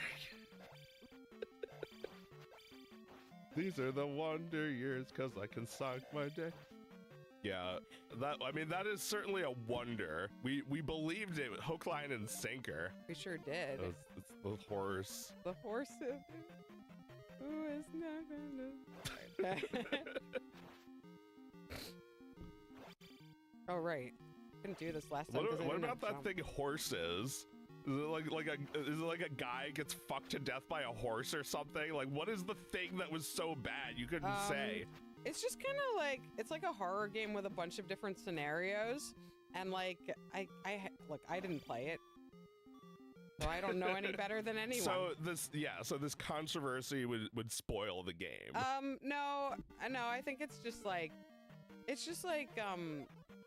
there was like a little girl riding on a horse, and like horses are kind of like anthropomorphized like humans in this game. So I was like, maybe it was like, it seemed like some kind of like child bestiality thing out of context. Oh, is that the controversy? And then they changed it so that it was an adult riding on the horse instead. Okay. And they still delisted it. Huh.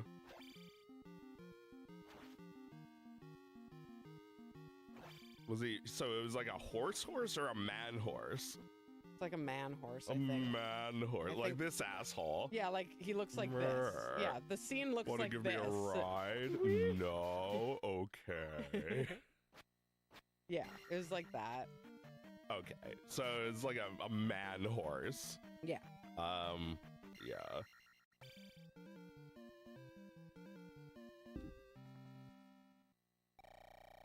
The game is called Horses. Apparently, the people who have played it say that it's really not a big deal at all, and that there are like much more explicit games on Steam right now. Yeah. And to give an example of that, somebody posted a screenshot of like 10 games where you can have sex with Hitler. And they're all called Sex with Hitler. And there's like a cast of anime girls who are like standing around Hitler looking horny. Oh my god, that's great. That sounds awesome. Yeah, Sex with Hitler. Sex with Hitler. I think that game has gotten some promotion from this whole thing. We're talking about how fucked up games can be. I mean, games were always fucked up on Newgrounds. There's all weird sorts of shit. Yeah, you were like blowing real people's... girls, you know, meet and fuck. Yeah. Like a game where you just like work a job and then fuck girls. Yeah, well, I mean, those games are still popular. Yeah. They're made, you know, really slapdash. Mm-hmm. I need to get the fucking torch. Yeah, there'd be like a new one every day. Yeah, exactly.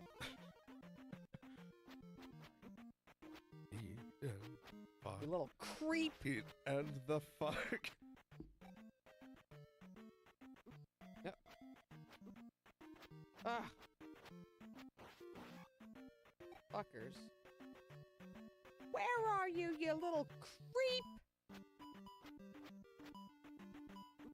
But yeah, like, I remember when the game Hatred was controversial. Uh-huh. It got me to buy it. Oh, I was yeah. curious about it, and then I played it, and it was just kind of like a decent game. Like, I didn't finish it. It wasn't bad. Yeah. I saw what was so fucked up about it. It's all about just shooting innocent people. But that's Yeah. every fucking game. Oh, wait, I didn't need that. I've got infinite magic. Yeah, that's the thing, like, I feel like I'm being fucked with, because it's like something that I actually wouldn't find tantalizing, that is being like marketed as something tantalizing because of a stupid arbitrary decision Yeah. that the platform made. That's like their only prayer of selling the game anymore, is marketing it this way, as banned. Uh-huh. But like a lot of bland things get banned, and it just makes me feel like,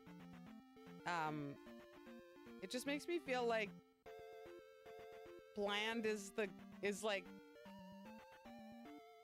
I'm repeating myself now, but just like the bland is all anybody can hope to get. I don't have a candle. Yeah. All right. Well, yeah, I think I know what you're saying. It's like this is a popular idea of edgy, like something that's edgy. Yeah. It's like, oh, Hatred was Twitter's idea of something that offended them. Yeah, exactly. It's like you guys must not have played like Gunbound online, where everyone was just like highly Hitler and right. calling you bad words. Yeah. I mean, I really don't like. I don't have anything against the developers, and I kind of feel bad even like talking about it this way, because it's not their fault that they were put into this predicament and have to like, defend themselves as like artistic, maybe, Yeah. but from my standpoint, the whole thing is such a bummer. I mean, is it really accurate to like label it as inappropriate? I don't think so. Yeah. I don't think so. I think it's just like a horror game with like some scary stuff in it, some fucked up stuff in it. Mm. And that there are a lot of games like this, like the kind that are really popular with streamers.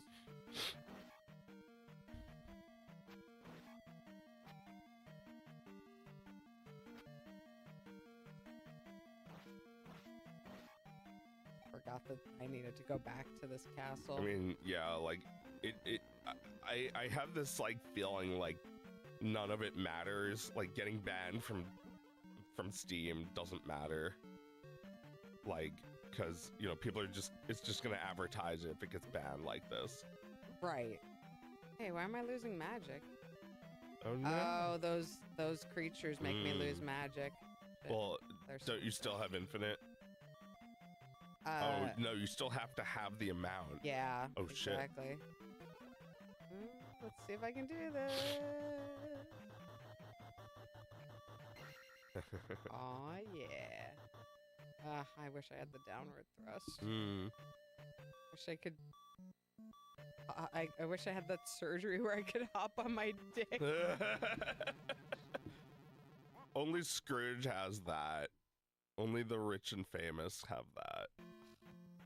Try again. We got about 20 minutes. Okay. Should I keep going? Whatever you want. I'm fine. I'm playing All right, we'll keep going with Zoilda. Zoilda, ew. Yeah, we were thinking about the Zelda games we've beaten, and it's actually not many. I've beaten like 3 of them. I've beaten none.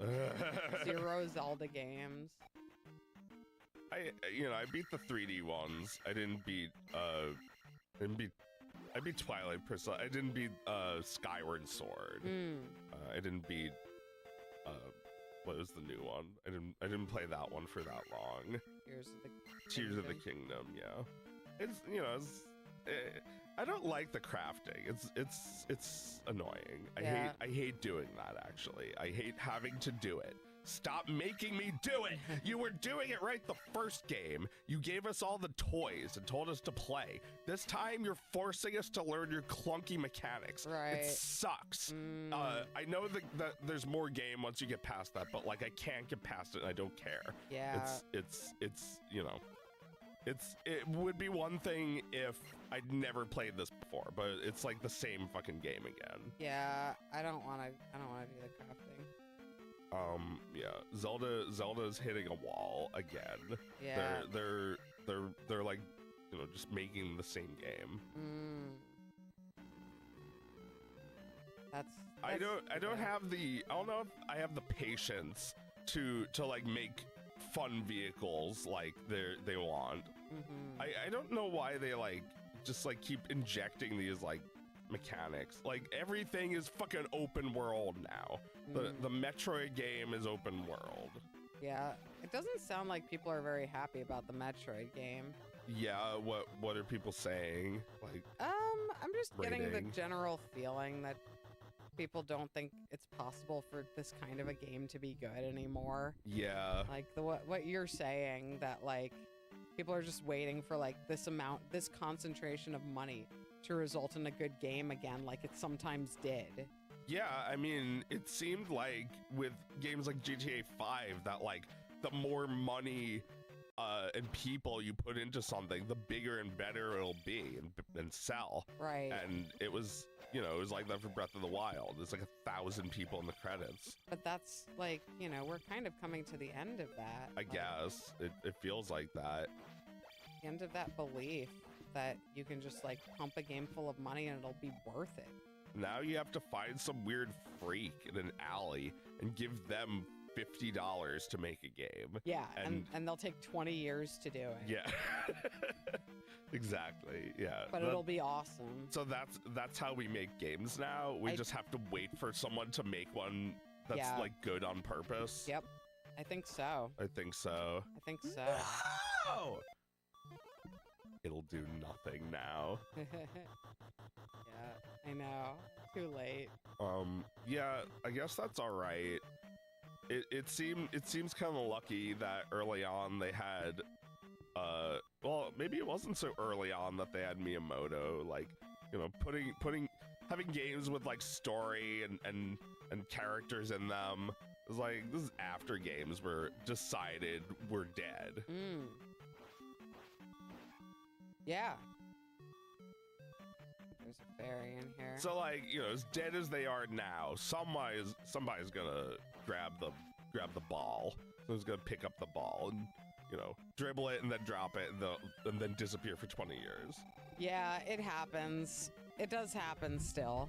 We don't know where it's going to come from. Well, yeah, that's the good thing about it, that like you can't expect it anymore from like a big studio. You can only expect it from like a harebrain. Yeah, from you, from me, from anybody. Yeah. And it's like, I don't know. Right, it could be any of us. Isn't that exciting? It is. I mean, I feel like, you know, I made my little game and I showed it to my nieces and they loved it. They fought over it. Yeah. And my nephew too, even though he's already played it, he was also playing it. Yeah. He beat it twice. They And love it. They all beat it twice.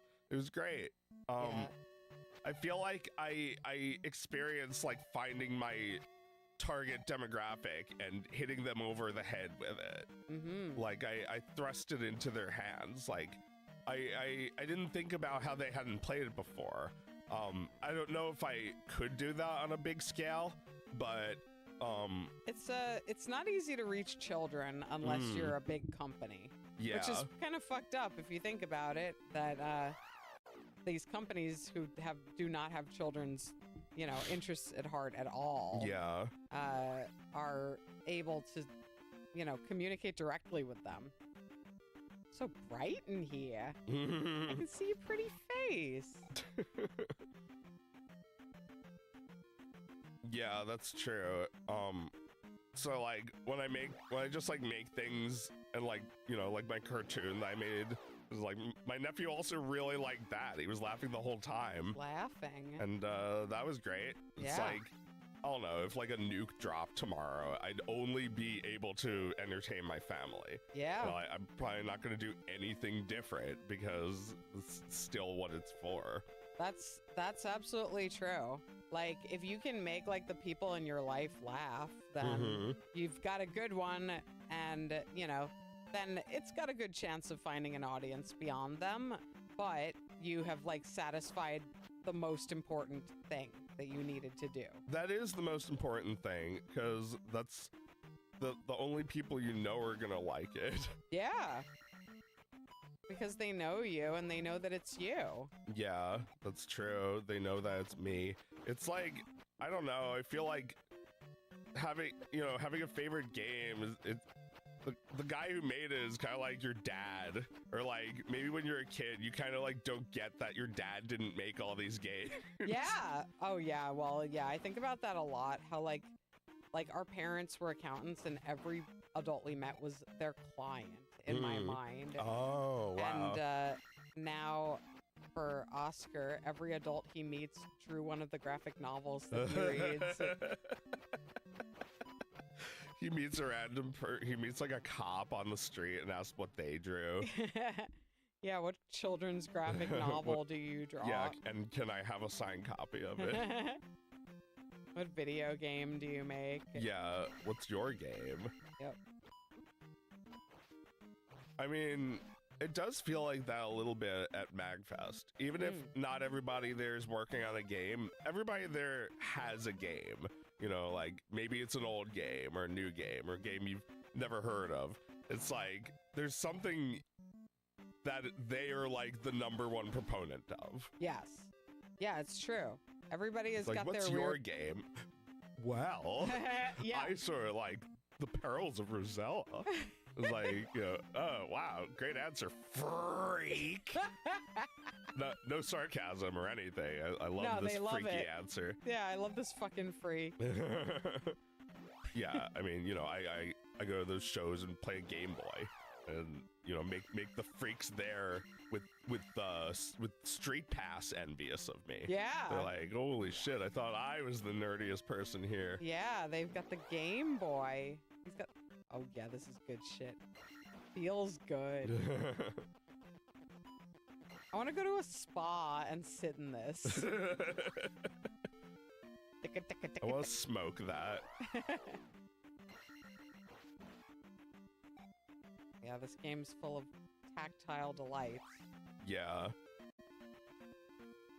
Let's see, can I find... No! Not you! No! No! I wanted the weird guy who lives here. Hello? Yes? I was just looking at my wall. Alright, so in this game, Bagu and the Riverman are a little something going on there, right? They fucking? I wasn't thinking that, but Well, maybe. I didn't think about it until we started thinking about the old woman and the man who, the merchant. Also wasn't thinking that, but No. now I have to. Yeah. Now I have to consider it. Yeah, This sounds right. Bagu and the Riverman. It's like, don't read that letter. That's secret. Yeah, exactly. Where's the Riverman? It's Is he intimate. He's the guy in the suit of armor, right? Yeah. Yeah, handsome man in a suit of armor. He's like, my he hasn't friend. heard from him from Bagu in a while. Yeah, and I'm journeyed across that very difficult, horrible river with skeleton fish jumping at me to deliver him a hi, to basically just say, why don't you come up and see me sometime? Dear Riverman, it's Bagu. I miss you so much. Please write back. He's gonna turn into a bat Ah! and kill her. You're not a bat. Yeah, come back when you're a bat. Yeah. Come back when you're Rouge the Bat. and my sister can catch me checking her out for a little bit too long.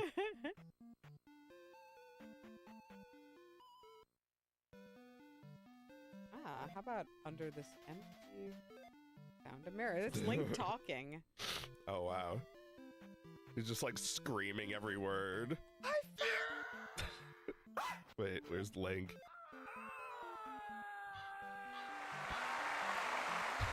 How about a kiss? That's worth a kiss. Please You're get him now. out of my house. Don't be me. Now You I'm became you. me. Now I am me.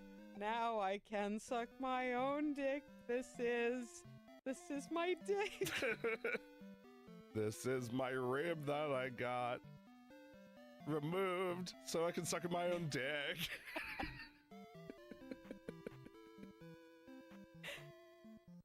My own dick. Yeah, it's just like this is the he's just happy all day thinking about how he can suck his own dick. I don't need a girlfriend or this grandma. I could just suck my own penis. Oh. Oh, cute. Yeah, right. Wake up. Wake up. Oh. Oh, I already knew about that. I guess I didn't need to wake you up after all. Oh, well. Go back to bed. Sleepy little slime. It takes him 100 years to fall asleep. All right, Riverman. There he is. You know Bagu? What did he say about me? Wait. Don't go. Take this letter to Bagu. It's like Link is like, go the other way. You're not. Are you him? Did you talk to my brother? Oh, it's a triangle. Don't listen to his lies. Bagu is mine. These two brothers are fighting over Bagu. This man who lives alone in the woods. I think this is something here. I never saw a Penny Arcade talking about Bagu and the Riverman. Yeah. What do we think? Is this a webcomic topic du jour? Yeah, maybe. I feel like as long as Penny Arcade hasn't done it, at least like in 25 years, or, you know, in a way where you think it's funny, Right. then that's just fair game, you know. You can still make a web comic. It'll be like this big, but it'll still exist. You can like, make a webcomic that makes jokes about video games.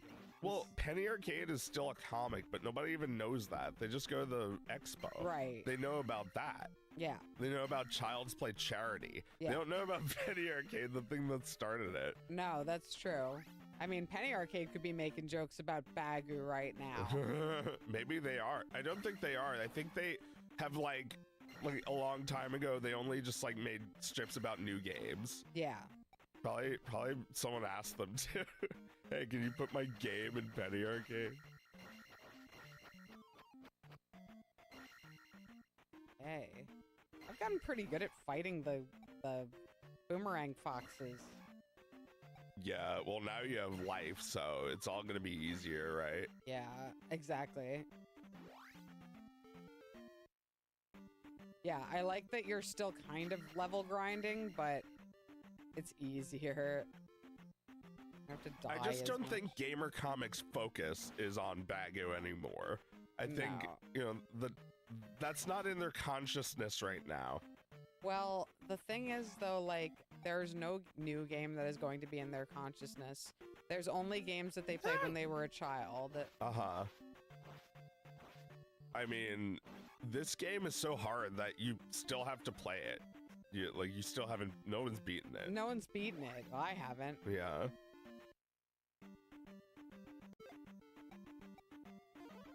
Ah! But yeah, like, video games are more like a lifestyle thing, and Gamer Comics are more like, I don't know, about people whose life is video games. Mm. Like the Control-Alt-Delete. It's Right. like they wanted to make an irreverent gamer comic until things got too serious, and then it's like, how did we get here? It's like even the irreverent gamer comics are like all serious. Yeah. Yeah, well, yeah, that was like, that's famously what happened to Control-Alt-Delete. Getting getting too serious, right? Yeah, I think about it like feeling like people get really attached to characters, and you know, like I guess it's okay for things to happen like that to them, but it needs to feel true. Like nobody could even believe that they were doing this storyline. Right. Well, yeah, there's like this like Control-Alt-Delete comic, not even the abortion one, which, you know, I feel like, you know, that was the first time that he really noticed that he wasn't hitting the tone that people expected from the comic. Yeah. But then he did that other comic where his girlfriend like watches him be strangled or something, or no, he watches his girlfriend be strangled. Oh my god. Right? And like there's like this reverse 3/4 drawing of his face that's like, you know, it's classic. Oh my god. It's so bad. Wait, this isn't a parody? It's No. Oh my It's god. real. Yeah, I mean, I don't know if Penny Arcade ever did anything like that. No, they've always been like stupid. Like both Gabe and Tycho can die. You know, like they can just die and come back to life. Yeah. So there's nothing serious. There's no consequences to anything.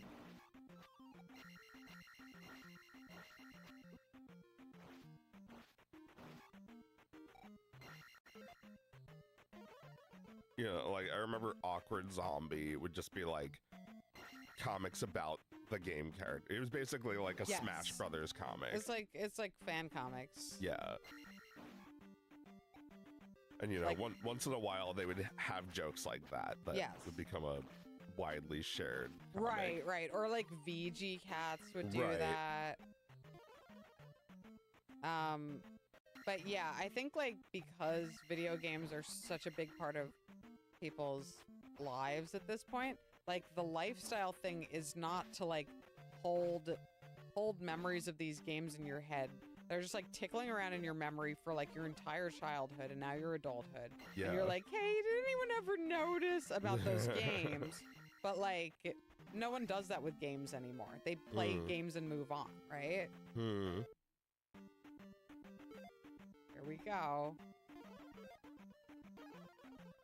Finally getting the surgery to get your rib removed. Remove. Getting it now. Today is the day I get my dick surgery. sucked. The doctor says you can't suck your dick for 3 months. Obviously, I'm No. still gonna do it tonight.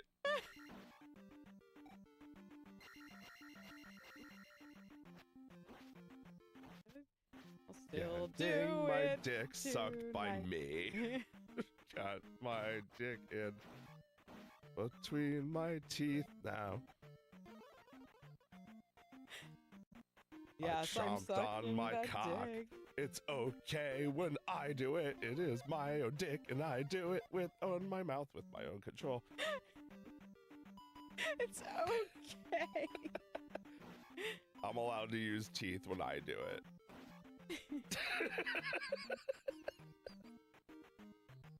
Because it's my dick and my rules. My dick, my rules.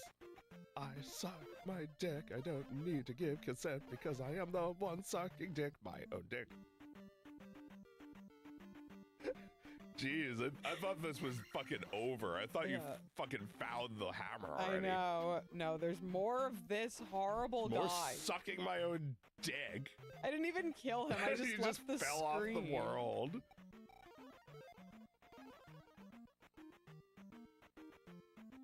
I'm doing it quick.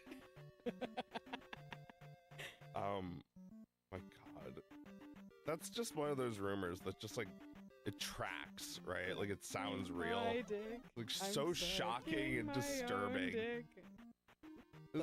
It's like you meet him in person. It's like you're Marilyn Manson. You don't look anything like him. He's just like not wearing makeup at all. And you're Yeah. like, did you get a surgery where you like got your rib removed so you could suck your own dick? And he's just like, just Yeah. like makes a face at that. Yeah, because he's heard it so many times before. It's just like, no, of course I didn't.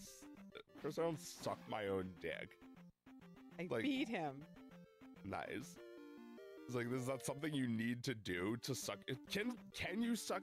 I mean, Ron Jeremy could like, he could reach his dick with his mouth. It's so big. Yeah, and he's flexible. No one can suck their own dick. It's just a myth. You can't suck believe your the dick. Doctors. Just suck something else. They just took my rib. And I can't They suck took my own dick. rib. Yeah, you just gotta suck another dick. Sorry. Oh my god, that's not the point. No. You just suck No. my dick. The kind of person who wants to suck their own What dick if I does just- not want to suck somebody else's dick. Like, what if I just want a dick sucked right? Dick that's sucked right. It must be tonight, and it must be me. I must suck my own dick. I must suck it. I play this song while I'm in the throes of oral. I put dick in mouth and things will go south. The music just starts over. Oh my god, there's so many of this dog. No! I hate.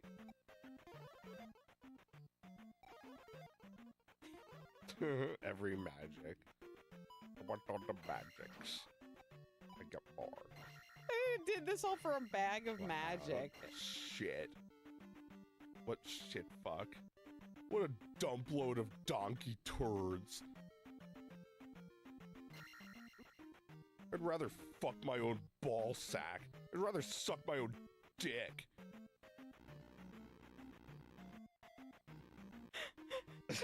It's like, that's how we enjoy these games, is by talking about how shitty they are and getting mad. And Like then, the angry video game nerd. You know, eventually we had to stop doing that because you can't just keep being mad forever. Yeah, you can't just like play video games and get mad. You get so mad at video games that you become a celebrity and now you're not mad anymore. Now you're like, I like to play cozy games. Yeah. And get mad at them. Get mad at the fishing game. God. I like games where I suck my own dick. And that's exclusively the games that I play. Well, I got the hammer, and it's just about Betty Bye time, so Nice. we can call it a night. Yeah. Good place, Good. place to call it. Any final thoughts? Any final thoughts? I sucked my own dick after getting rust. You I know how it, went you know the home thing, man. quick and sucked that my dick. Tonight in my bed, I am my best friend. My own dick. I sucked it.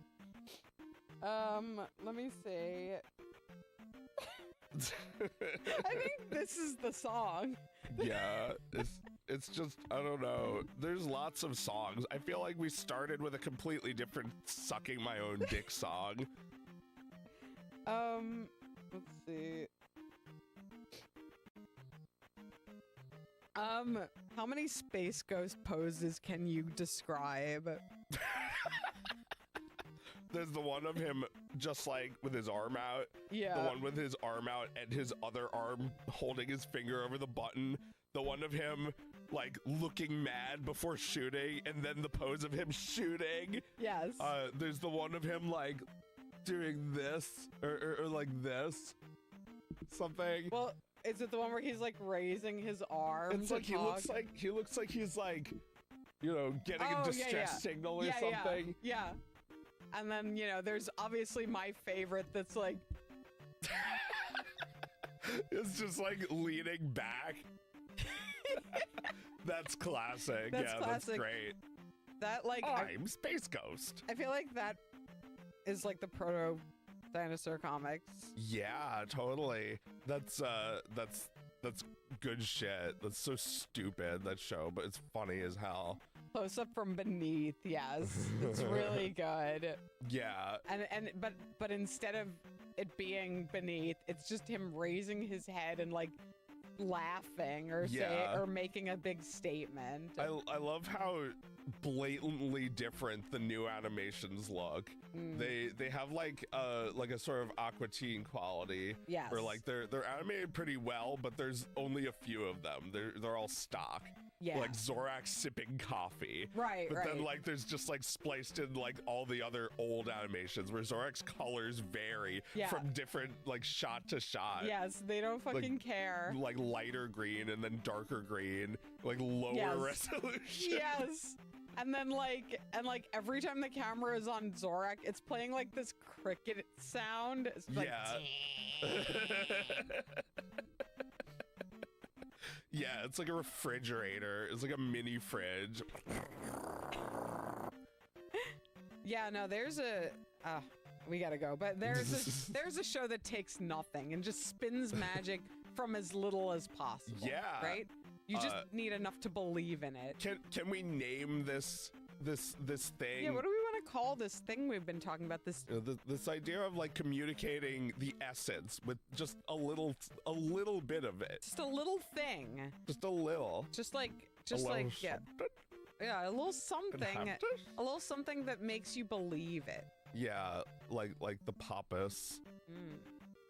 What is it? You know, Popeye doesn't move his mouth sometimes. When it doesn't mean it's a bad animation. No, it's not even a compromise. They just don't have to. Yeah. Well, he's not making a statement that like moves along the story or anything. Yeah. It's just like, he's just complaining and nobody hears him, so his mouth doesn't move. And you know, it's the same thing with like Mute Mickey or Daniel Tiger who doesn't have a mouth. It's like, you know, you can just have a character with no mouth, and most people do nowadays. Ping tubers are just like a character with a mouth like while they're talking, or they don't even have one. Right. Yeah, you don't need that to bring it to life. Yeah. Well, that's encouraging, I think. I think that's a good thing to think about. It is. I think every successful puppet, like, you know, Kermit, for instance, is like it has the essence. It's not too technological. It's still impressive, but it's also like you have to find like a stopping point with like the technology. Have the technology give you more clarity, not more needless detail. Right. Needless detail, yeah. And then the detail becomes the whole substance of the thing. Yeah. So if you have so much substance, you don't actually need a lot of detail on top. You can just like, you know, do a shitty drawing and be like, this is what it is. And you're going to believe me. Beavis. There's one drawing of him. One drawing of Beavis. They'll never make a funnier drawing than the one that's already there. Yeah. It's like already captures the essence, and all you need now is just a traced version of that forever. Yeah, exactly.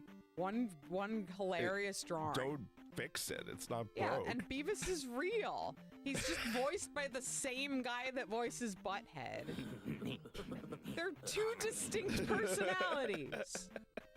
Two drawings. Yeah. Well, there's also the reverse 3/4 drawings, which I think are hilarious. They are hilarious. But only because they're really good drawings of those first drawings. Those two first drawings that are the only drawing that there is. Yeah. Everyone's got that in them. Everybody can make fun of a piece of paper, from a stupid little piece of paper, if they know how. Yeah. All right, let's leave it there. Okay.